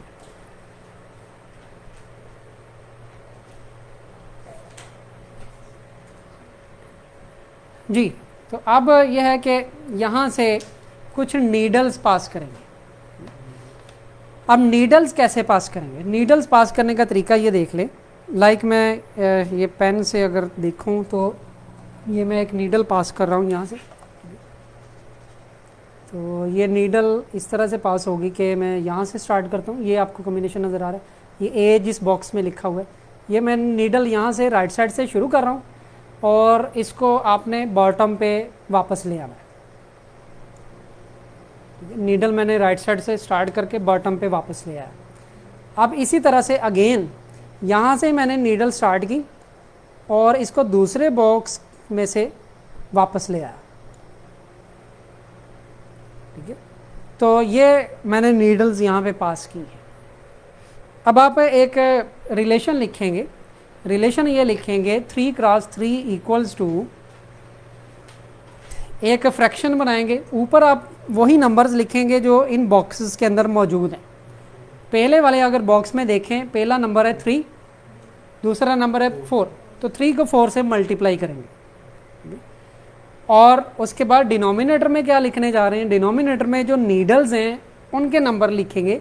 अब पहले वाली नीडल की अगर बात करें, पहले वाली नीडल जो है वो एक सिंगल बॉक्स में से पास हुई, तो नीचे आप लिखेंगे 1 क्रॉस जो दूसरी नीडल है वो 2 बॉक्सेस में से पास हुई, तो यहाँ पे लिखेंगे 2।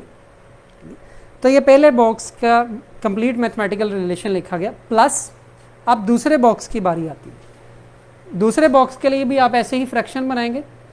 उस फ्रैक्शन में अगर देखें, पहला नंबर है 3, तो न्यूमरेटर में आप 3 लिखेंगे और क्रॉस जो दूसरा बॉक्स है उसमें आपने लिखा हुआ है 2, तो 3 क्रॉस 2। अब नीडल्स यहाँ से पास करते हैं।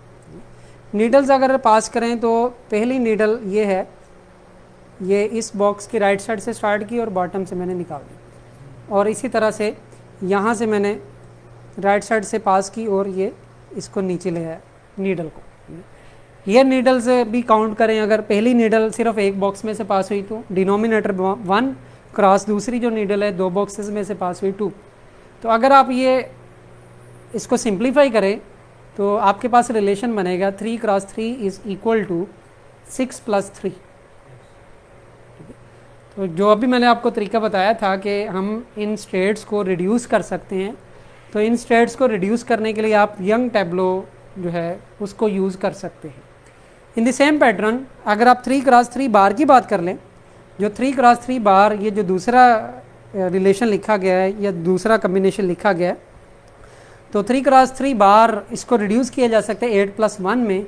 कैसे? अब नीचे डायग्राम में देखते हैं। जो पहला बॉक्स आपको मोस्ट लेफ्ट साइड पे नज़र आ रहा है, दूसरी डायग्राम का पहला बॉक्स, तो वो 2 वर्टिकल बॉक्सेस है। वो वर्टिकल बॉक्सेस मैंने कहा था कि ये रिप्रेजेंट करते हैं 3 बार को। ये मिस्टेकनली शायद लिखा गया, चले बहरहाल इसको 3 क्रॉस 3 बार क्रॉस 3 कर लें। तो ये पहला बॉक्स है क्रॉस, फिर दूसरा बॉक्स है। इसके जितने पॉसिबल कम्बिनेशंस है वो बना लिए गए हैं। अब पॉसिबल कम्बिनेशन ये इस तरह से बनाए हैं कि अगर आप देखें, ये जो ए वाला बॉक्स है, ये ए वाला बॉक्स सबसे पहले तो इसकी राइट साइड पे अटैच हो गया, फिर यही वाला बॉक्स इसके नीचे जाके अटैच हो गया।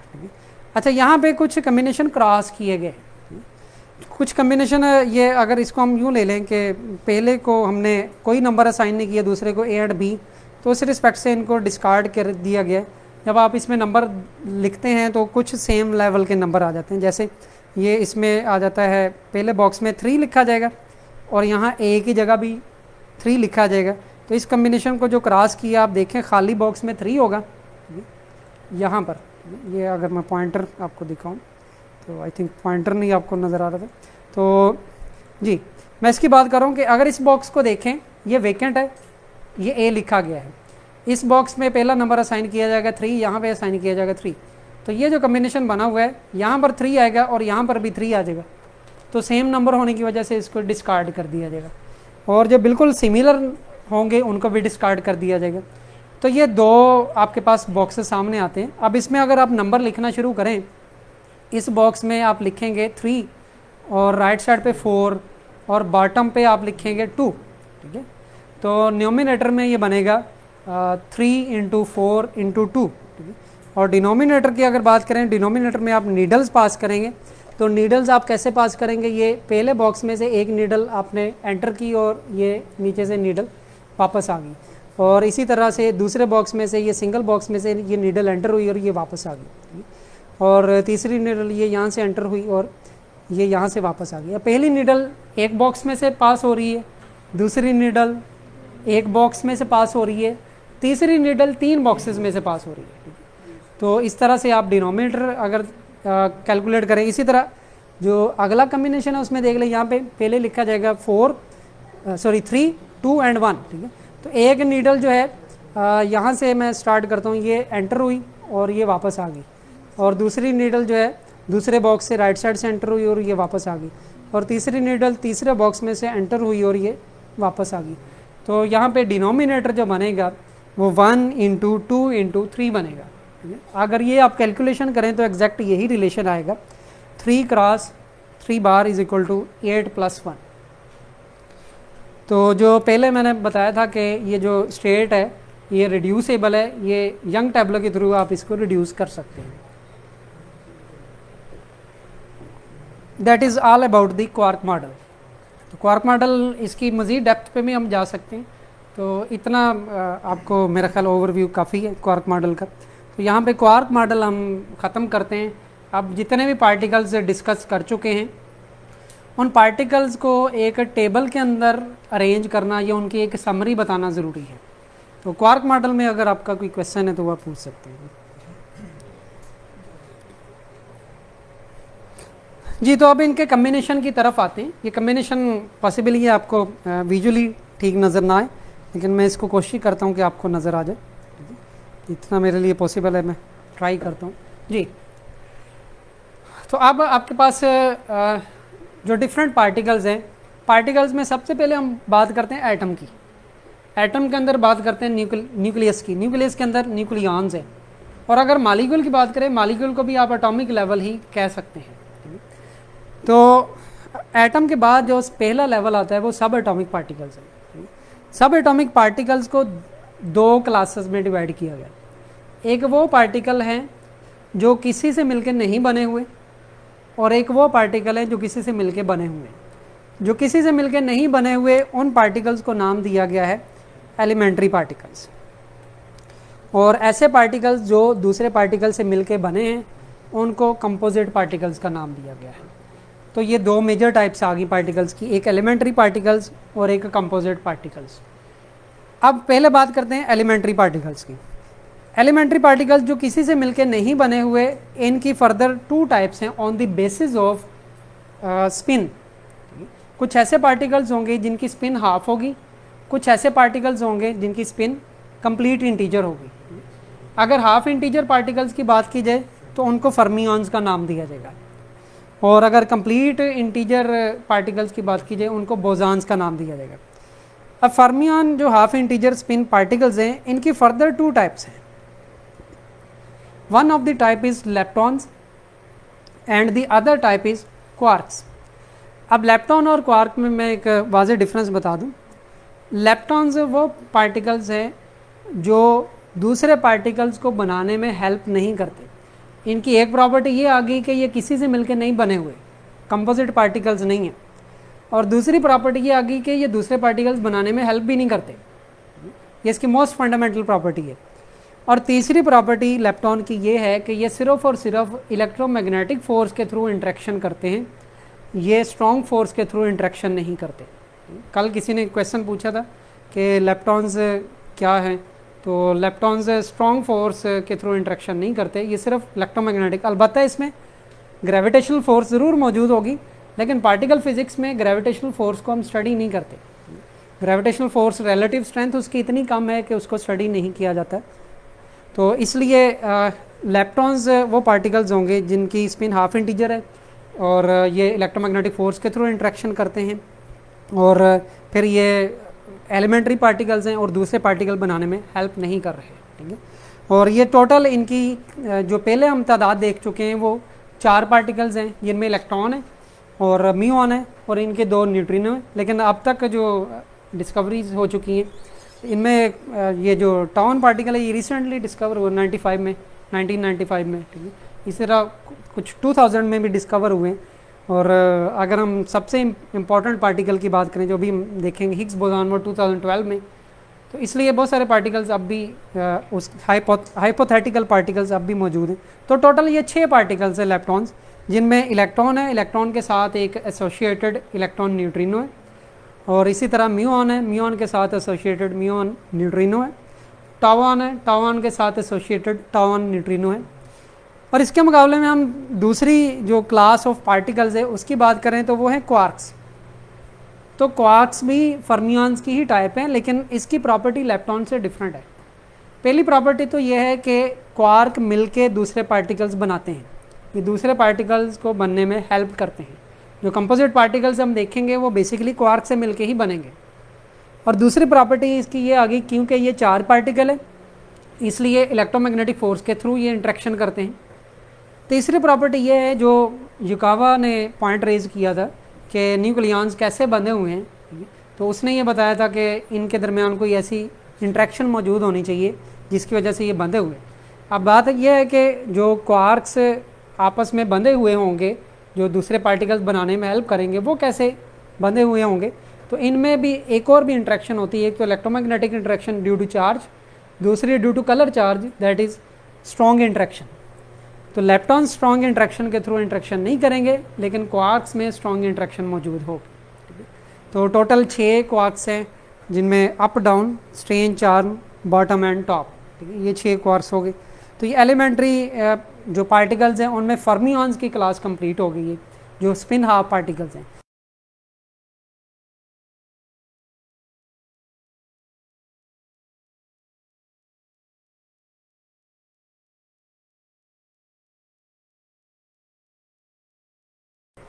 एक है गेज बोसॉन्स, एक है स्केलर बोसॉन्स। गेज अगर फिजिक्स में बात की जाए तो गेज हम फोर्स को कहते हैं, यानी कि ये वो पार्टिकल्स हैं जो इंट्रैक्शन या फोर्स के रिस्पॉन्सिबल हैं।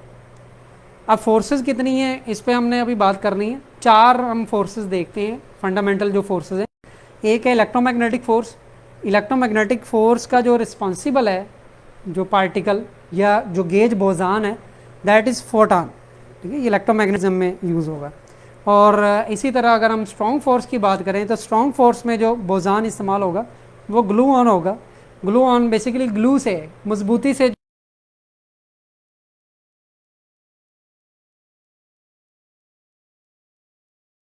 वीक फोर्स की बात करें तो वीक फोर्स के 3 जो है एक्सचेंज पार्टिकल या मीडिएटर कह सकते हैं इसको, गेज बोसॉन्स हैं। एक न्यूट्रल पार्टिकल है जो कि जी बोसॉन है, और 2 चार्ज बोसॉन्स हैं जो कि W+ एंड W- बोसॉन्स हैं। तो ये 3 वीक फोर्स के बोसॉन्स हैं। और इसी तरह यहाँ पे एक नहीं लिखा गया वो है ग्रेविटेशनल फोर्स का, क्योंकि ग्रेविटेशनल फोर्स का जैसे मैंने बताया वो जस्ट एक फ़िलहाल उसका जो पार्टिकल है वो हाइपोथेसिस है। जब तक वो क्वांटम ग्रेविटी का, जब आपको आइडिया है कि क्वांटम ग्रेविटी थ्योरी की तरफ हम नहीं जाते, जब तक वो प्रूव नहीं होती, ठीक है, उसकी पॉसिबिलिटी नहीं नज़र आती, तो हम नहीं कह सकते कि वो पार्टिकल डिस्कवर होगा। तो बहरहाल आपकी इन्फॉर्मेशन के लिए ये है कि ग्रेविटेशनल फोर्स का भी ऐसा ही एक हाइपोथेटिकल पार्टिकल मौजूद है जिसको ग्रेविटॉन का नाम दिया जाता है। और अगर स्केलर बोसॉन की बात करें तो स्केलर बोसॉन एक है दैट इज़ हिग्स बोसॉन, ठीक है। हिग्स बोसॉन 2012 में डिस्कवर हुआ, और मेरी अपनी जो एमफिल की रिसर्च है वो इसी पे ही है, ठीक है। 2013 में एमफिल था मेरा और 2012 में ये डिस्कवर हुआ, और मेरा जो रिसर्च का टॉपिक था वो हिग्स बोजान डिके इनटू 2 फोटॉन्स था।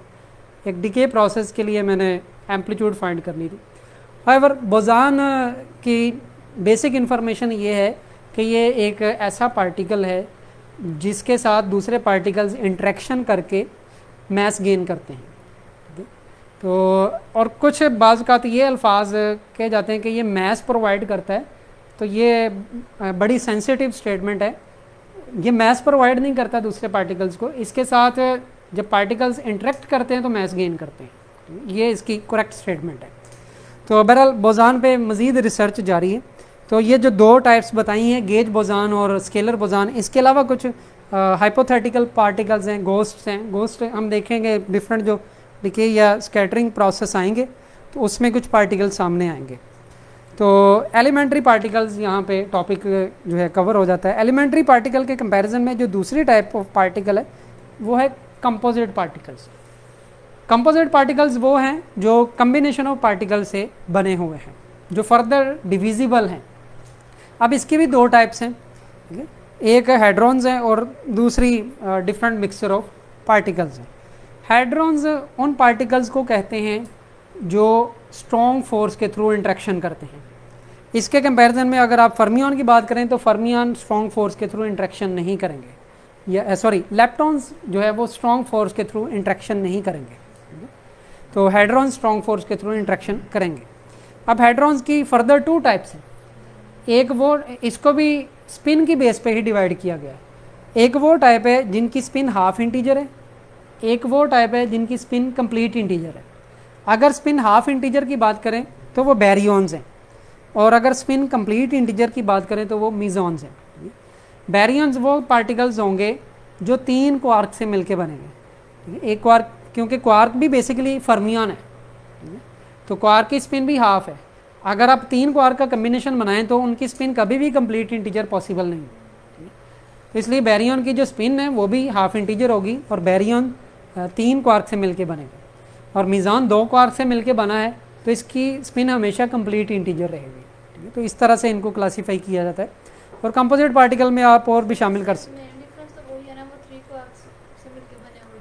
मुख्तलिफ तरह से देखा जा सकता है, मतलब कि स्पिन के रिस्पेक्ट से देखा जा सकता है, कंपोजिशन के रिस्पेक्ट से देखा जा सकता है जी। तो अब और एक और भी मेजर डिफरेंस है कि बेरियंस आमतौर पे हम मैटर पार्टिकल्स में काउंट करते हैं। जैसे ये आप यहाँ पर देखें फर्मियंस, फर्मियन जो हमें सारी चीज़ें नज़र आती हैं, ठीक है, मैटर पार्टिकल्स हैं, लेकिन इसमें जो ये बोजान्स हैं वो नज़र नहीं आ रहे। तो बोजान्स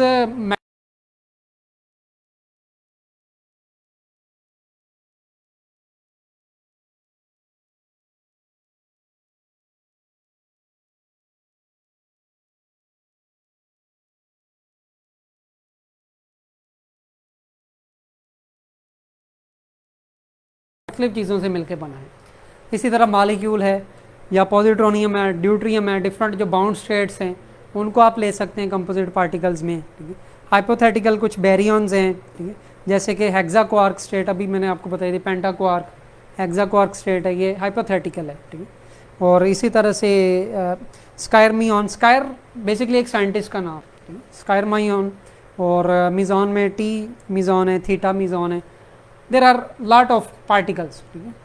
तो मैं एक टेबल भी इंशाल्लाह शेयर करूंगा, जो यूट्यूब पे वीडियो अपलोड होगी उसके साथ भी लिंक दे दिया जाएगा, ठीक है। इसमें भी मैं कमेंट में पिन कर दूंगा एक टेबल जो है, तो उस टेबल में ये सारे पार्टिकल्स दिए गए हैं, ठीक है, लेकिन इस तरह से क्लासीफाई नहीं हुए, वो एक लिस्ट दी गई है, उसमें भी आपको काफ़ी हद तक समझने में हेल्प मिल जाएगी। उसमें पार्टिकल्स के नाम सारे मौजूद हैं, जैसे कि ये बैरियंस कौन कौन से हैं, मीज़ॉन्स कौन कौन से हैं, यहाँ तो सिर्फ मैंने क्लासीफाई किया, उसमें पार्टिकल के नेम्स भी मौजूद हैं जी। तो ये क्लासिफिकेशन जो है कंप्लीट होगी, और इसी के और भी टेबल्स बनाए गए, जैसे फर्मियंस अभी डिस्कस हुआ, तो फर्मियन का ये एक टेबल दिखाया गया है, इसमें लेप्टॉन्स हैं, और जो लेप्टॉन्स हैं इसकी स्पिन हाफ इंटीजर है, और फिर ये फ्लेवर इनके दिखाए गए हैं, ठीक है। और ये टोटल 6 पार्टिकल हैं, इनके मैसेज बताए गए हैं। मैसेज के रिस्पेक्ट से जो इलेक्ट्रॉन न्यूट्रिनो है वो लाइटेस्ट पार्टिकल है, ठीक है? और जो टाउ ऑन है वो हैवियर पार्टिकल है, ठीक है? पार्टिकल जितना ज़्यादा हैवी होगा उसका लाइफ टाइम उतना कम होगा, ठीक है? तो ये जल्दी से, ये खैर डिके नहीं होंगे, ठीक है? तो ये क्वार्क्स जो हैं, क्वार्क भी अपनी स्टेट वगैरह चेंज करते रहते हैं, ये इनकी प्रॉपर्टीज़ यहाँ पे मुख्तलिफ दिखाई गई है। तो ये जो अभी हमने गेज बोजान्स देखे थे, गेज बोजान्स का अनदर नेम मीडिएटर है। मीडिएटर कल भी डिस्कस हुआ था, जो मीडिएट करता है दो पार्टिकल्स के दरमियान कोई फोर्स इंट्रैक्शन एक्सचेंज करता है। तो ये मीडिएटर्स हैं, 4 मीडिएटर दिखाए गए हैं। ग्लू ऑन है जो स्ट्रॉन्ग फोर्स का है, और इसी तरह से इलेक्ट्रोमैग्नेटिक फोर्स का फोटान है, और वीक फोर्स का W+- एंड Z बोजान है, उनकी प्रॉपर्टीज़ बताई गई हैं। ये सारी की सारी प्रॉपर्टीज़ ना सिर्फ आपको पार्टिकल डाटा बुक में मिल जाएंगी, आपको डिफरेंट जो पार्टिकल फिज़िक्स की बुक है उसमें भी मिल जाएगी। ये जो मैं आपको टेबल दिखा रहा हूँ, ये टेबल मैंने जो इंट्रोडक्टरी एलिमेंट्री पार्टिकल फिज़िक्स है बाय डेविड जे ग्रिफिथ, उससे टेबल लिए हुए। तो ये मेनली मैंने 2 बुक्स फॉलो की हैं, पार्टिकल डाटा बुक अलग से वो बुकलेट है, लेकिन बुक्स मैंने 2 फॉलो की हैं। एक बुक मैंने फॉलो की है डेविड जे ग्रिफिथ की, और दूसरी बुक मैंने फॉलो की है modern particle physics by Fayyazuddin and Riazuddin, ठीक है? जिनके नाम पे ये हमने स्कूल शुरू किया है, डॉक्टर रियाज़ुद्दीन। तो उनकी किताब है मॉडर्न पार्टिकल फ़िज़िक्स, तो उससे मैंने काफ़ी ज़्यादा डाटा लिया है। तो इसी तरह बैरियंस का भी ये टेबल बना हुआ है, बैरियंस की ये पूरी लिस्ट दी हुई है, आगे उनके क्वार्क कंटेंट्स हैं, चार्जेस हैं, डिफरेंट प्रॉपर्टीज़ उनकी दी हुई हैं, और ये डिके किस में होते हैं, ठीक है? तो वो डिके सारे चैनल्स दिए हुए हैं जितने भी पॉसिबल डिकेज़ हैं, और बैरियंस के बारे में भी ऐसी ही इंफॉर्मेशन है। ये बैरियन के कम्बिनेशंस दिए हुए हैं, ठीक है? उनके चार्जेस, मैस, और उनके जो प्रिंसिपल डिकेज़ हैं वो सारे के सारे यहाँ पे लिस्ट किए गए हैं। और इसी तरह आप मीज़ॉन्स देख लें, मीज़ॉन्स की पूरी एक टेबल के अंदर इंफॉर्मेशन दी हुई है, वेक्टर जो बोजान्स हैं उनकी इंफॉर्मेशन दी हुई है। कंटिन्यू होगा या कंटिन्यू करना है, या अगर कंटिन्यू करना चाहते हैं तो मैं कर सकता क्वेश्चन है कुछ फेसबुक पे भी। हूँ।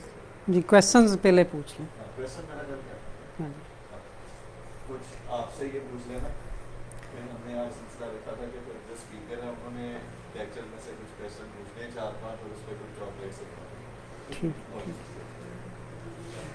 सर ये इन्होंने पार्टिकल फिजिक्स पहले बिल्कुल ही, उनके लिए ये मैसेंजर का कंसेप्ट नहीं हुआ। उनकी ये सुना ना कि 2 बॉडीज हैं या चार्जेस हैं या मासेस, वो एक दूसरे पे फोर्स लगा रहे हैं थ्रू दी फील्ड के अलावा ये जो मैसेंजर का कंसेप्ट है इसको थोड़ा सा देखिए आप बोल रहे हैं तो मैं सुन रहा हूँ, तो बोलने और सुनने के दौरान आप उठ के मेरे पास नहीं आए, आपकी आवाज़ वेव्स के थ्रू मेरे तक पहुँची है। अब वो वेव्स क्या है, वो मैसेंजर का काम कर रही हैं, ठीक है? आपकी आवाज़ को वो ट्रांसफॉर्म या आपकी आवाज़ को मुझ तक लेके आ रही हैं। इसी तरह 2 चार्जेस हैं, 2 चार्जेस ने अगर इलेक्ट्रोमैग्नेटिक फ़ोर्स लगानी है तो इलेक्ट्रोमैग्नेटिक फ़ोर्स लगाने के दौरान एक चार्ज उठ के दूसरे चार्ज के पास नहीं जाता, उनके दरमियान कोई इन्फॉर्मेशन शेयर होगी। वो इन्फॉर्मेशन शेयर क्या होगी? अगर हम पार्टिकल फिज़िक्स की बात करें तो पार्टिकल फिज़िक्स में हम ये कहते हैं कि वो एक पार्टिकल के थ्रू एक्सचेंज होती है इन्फॉर्मेशन। तो वो जो मैसेंजर है, वो जो पार्टिकल, उसको मैसेंजर कहा जा सकता है, उसको एक्सचेंज पार्टिकल कहा जा सकता है, या उसको टिपिकली हम मीडिएटर का नाम देते हैं। तो वो पार्टिकल साल के तौर पे जैसे हम फोटोन कह रहे हैं इलेक्ट्रोमैग्नेटिक फोर्स के लिए, तो यहाँ से वहाँ ट्रांसफ़र होता है बकायदा, या जी इसको अब ये कैसे होता है, जो अगला टॉपिक आ रहा है फाइनमैन डायग्राम्स का, तो फाइनमैन डायग्राम्स में हम ग्राफिकली देखेंगे कि एक पार्टिकल दूसरे पार्टिकल के साथ कैसे इंट्रैक्शन कर रहा है। अभी फंडामेंटल इंट्रैक्शन तो हमने डिस्कस नहीं की ना, सही है। तो उसमें ये आपको फर्दर क्लियर हो जाएगा। जो क्वार्क है एलिमेंट्री पार्टिकल है या फंडामेंटल? क्वार्क जो है वो फंडामेंटल पार्टिकल है, मोस्ट फंडामेंटल पार्टिकल है, क्योंकि ये फर्दर डिवाइड नहीं हो रहा और दूसरे पार्टिकल बनाने में हेल्प कर रहा है, तो ये फंडामेंटल पार्टिकल है। और ये क्वेश्चन कल भी किया गया था और कमेंट मैंने रिप्लाई किया था इसका, 2-3 लाइन का पूरा मैंने एक्सप्लेन किया था, वो कमेंट अगर देख लें आप उसमें आपको मिल जाएगा। लेक्चर 1 में इसका क्वेश्चन किसी ने किया था, उसमें मैंने खुद आंसर इसका दिया है। तो मेरा एक और क्वेश्चन है कि जैसे हम देखते हैं केमिकल रिएक्शन एटम बने हुए एटम्स के फर्दर होते हैं ना वो, तो मॉलिक्यूल्स के एटम्स के, तो वो इतने स्टेबल क्यों हैं जब जिनसे ये बने हुए एटम्स ये इतने स्टेबल नहीं हैं, तो वो आगे एटम इतने स्टेबल क्यों हैं? नहीं, एटम भी सारे स्टेबल तो नहीं है। एटम्स अगर आप देखें इनर्ट गैसेस वो स्टेबल हैं, बाकी एटम्स जो हैं उनको अगर आप एनर्जी दें तो वो स्टेबिलिटी उनकी लूज़ हो जाती है। इसी तरह पार्टिकल्स की अगर बात करें, पार्टिकल फिज़िक्स का दूसरा नाम हाई एनर्जी फ़िज़िक्स है। तो हाई एनर्जी फ़िज़िक्स में जब आप देखते हैं इनको, जब हाई एनर्जी पे आप एक्सेलरेट करवाते हैं तो ये डिके पॉसिबल है, लेकिन सब पार्टिकल्स का डिके नहीं होता। जैसे एक एटम है ना, फॉर एग्जांपल ऑक्सीजन का ही एक एटम है, मॉलिक्यूल है, तो वो उससे फर्दर टूटेगा नहीं, किसी से इंटरेक्शन करेगा, कुछ वो बना करेगा, तो केमिकल रिएक्शन होगा जो कि इलेक्ट्रॉनिक। आप शायद न्यूक्लियर ट्रांसम्यूटेशन की बात कर रहे हैं। नहीं, न्यूक्लियर ट्रांसम्यूटेशन नहीं, कि न्यूक्लियर वैसे का वैसे प्रिजर्व रहते हुए जस्ट इलेक्ट्रॉनिक कन्फिग्रेशन की वजह से, इलेक्ट्रॉनिक कन्फिग्रेशन के हिसाब से शेयरिंग के साथ या आयनिक बॉन्ड या कोवलेंट बॉन्ड की वजह से किसी के साथ वो बनाता रहेगा, इंटरेक्शन करता रहेगा, तो वो टूटता नहीं है। और ये इस तरह से पार्टिकल टूटते हैं या कुछ करते हैं इतने अनस्टेबल हैं, किसी की लाइफ बहुत कम है। देखिए दोनों डिफरेंट सिनेरियोज हैं। जो आपने बॉन्डिंग की बात की है, बॉन्डिंग में पार्टिकल्स मिल रहे हैं आपस में, या एटम्स मिल रहे हैं, एटम मिलके एक मॉलिक्यूल बना रहे हैं, तो उसी सेम पैटर्न पे यहाँ पे पार्टिकल्स मिलके नया पार्टिकल बना सकते हैं। ठीक है, तो यहाँ पे डिफरेंट प्रोसेस हैं। एक प्रोसेस को हम डिके का नाम देंगे जिसमें पार्टिकल टूट के नया पार्टिकल बनाएगा, और एक को हम नाम देंगे प्रोडक्शन का, जिसमें पार्टिकल्स मिलके एक नया पार्टिकल बनाएंगे। और तीसरा प्रोसेस होगा स्कैटरिंग, कि दो पार्टिकल आए, उनके दरमियान कुछ एक्सचेंज हुआ, लेकिन पार्टिकल एज सच रहे, वो प्रोसेस है स्कैटरिंग प्रोसेस। और एक ऐसा भी प्रोसेस देखेंगे कि दो पार्टिकल ही आए और वापस भी दो पार्टिकल ही मिले, लेकिन वो पार्टिकल चेंज हो गए। जैसे हम अभी देखेंगे क्वार्क्स के अंदर, क्वार्क में फ्लेवर चेंज हो सकता है। एक तो कलर है, कलर तो एक डिफरेंट चीज़ है, लेकिन जो फ्लेवर है, फ्लेवर क्या है, up quark, down quark, strange quark, ये क्वार्क के फ्लेवर्स हैं। फ्लेवर्स चेंज पॉसिबल है, तो डिफरेंट प्रोसेस हम देखेंगे यहाँ पे। तो जो आपने केमिकल्स की बात की है, केमिकल्स के अंदर भी ऐसा ही है कि एक एटम जो अनस्टेबल है वो तो डिके हो जाएगा, वो कोई नया एटम बना देगा। और पार्टिकल जो है, पार्टिकल भी डिके हो सकते हैं, और एटम मिलके बॉन्डिंग के थ्रू, अब बॉन्डिंग जब हो रही है, बॉन्डिंग बेसिकली क्या है, वो भी कोई फोर्स है। यहाँ पर भी जो दो पार्टिकल आप देखते हैं, मसलन मिज़ॉन की बात कर लें, मिज़ॉन में दो पार्टिकल्स ही मिले हुए हैं, अप और अप बार, वो पार्टिकल के दरमियान कोई फोर्स है, ये जस्ट लाइक बॉन्डिंग है। वहाँ पे दो एटम मिलके मॉलिक्यूल बना रहे हैं, यहाँ पे दो क्वार्क मिलके एक नया पार्टिकल बना रहे हैं। एक और पॉइंट मैं यहाँ पे बताना चाहूँगा, जो शुरू में मैंने कहा था कि मैं बताऊँगा कि ऐसा क्यों है कि क्वार्क सिंगल स्टेट में पॉसिबल नहीं, फ्री क्वार्क क्यों नहीं मिलता।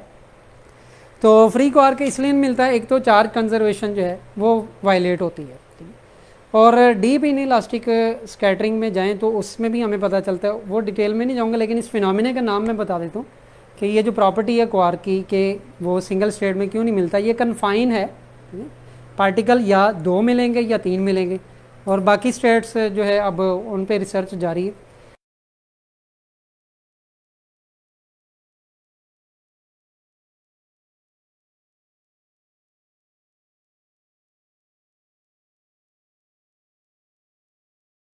रिएक्शन एक बहुत हाँ जी, लो एनर्जी, नॉर्मली इसके मुकाबले में लो एनर्जी, जी लो एनर्जी, ये बहुत हाई एनर्जी पर पार्टिकल। लेकिन हाई एनर्जी हम इसको कहते हैं। अभी भी आज एक क्वेश्चन मुझसे ये भी पूछा गया था कि जो यूनिफिकेशन थीरीज़ हैं वो भी हम पढ़ेंगे, यूनिफिकेशन थीरीज़।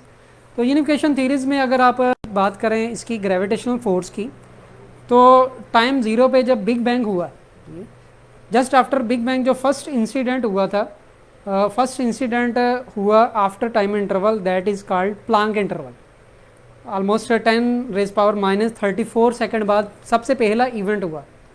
तो सबसे पहले इवेंट में क्या हुआ, जो ग्रेविटेशनल फोर्स है वो बाकी फोर्सेस से अलग हो गई।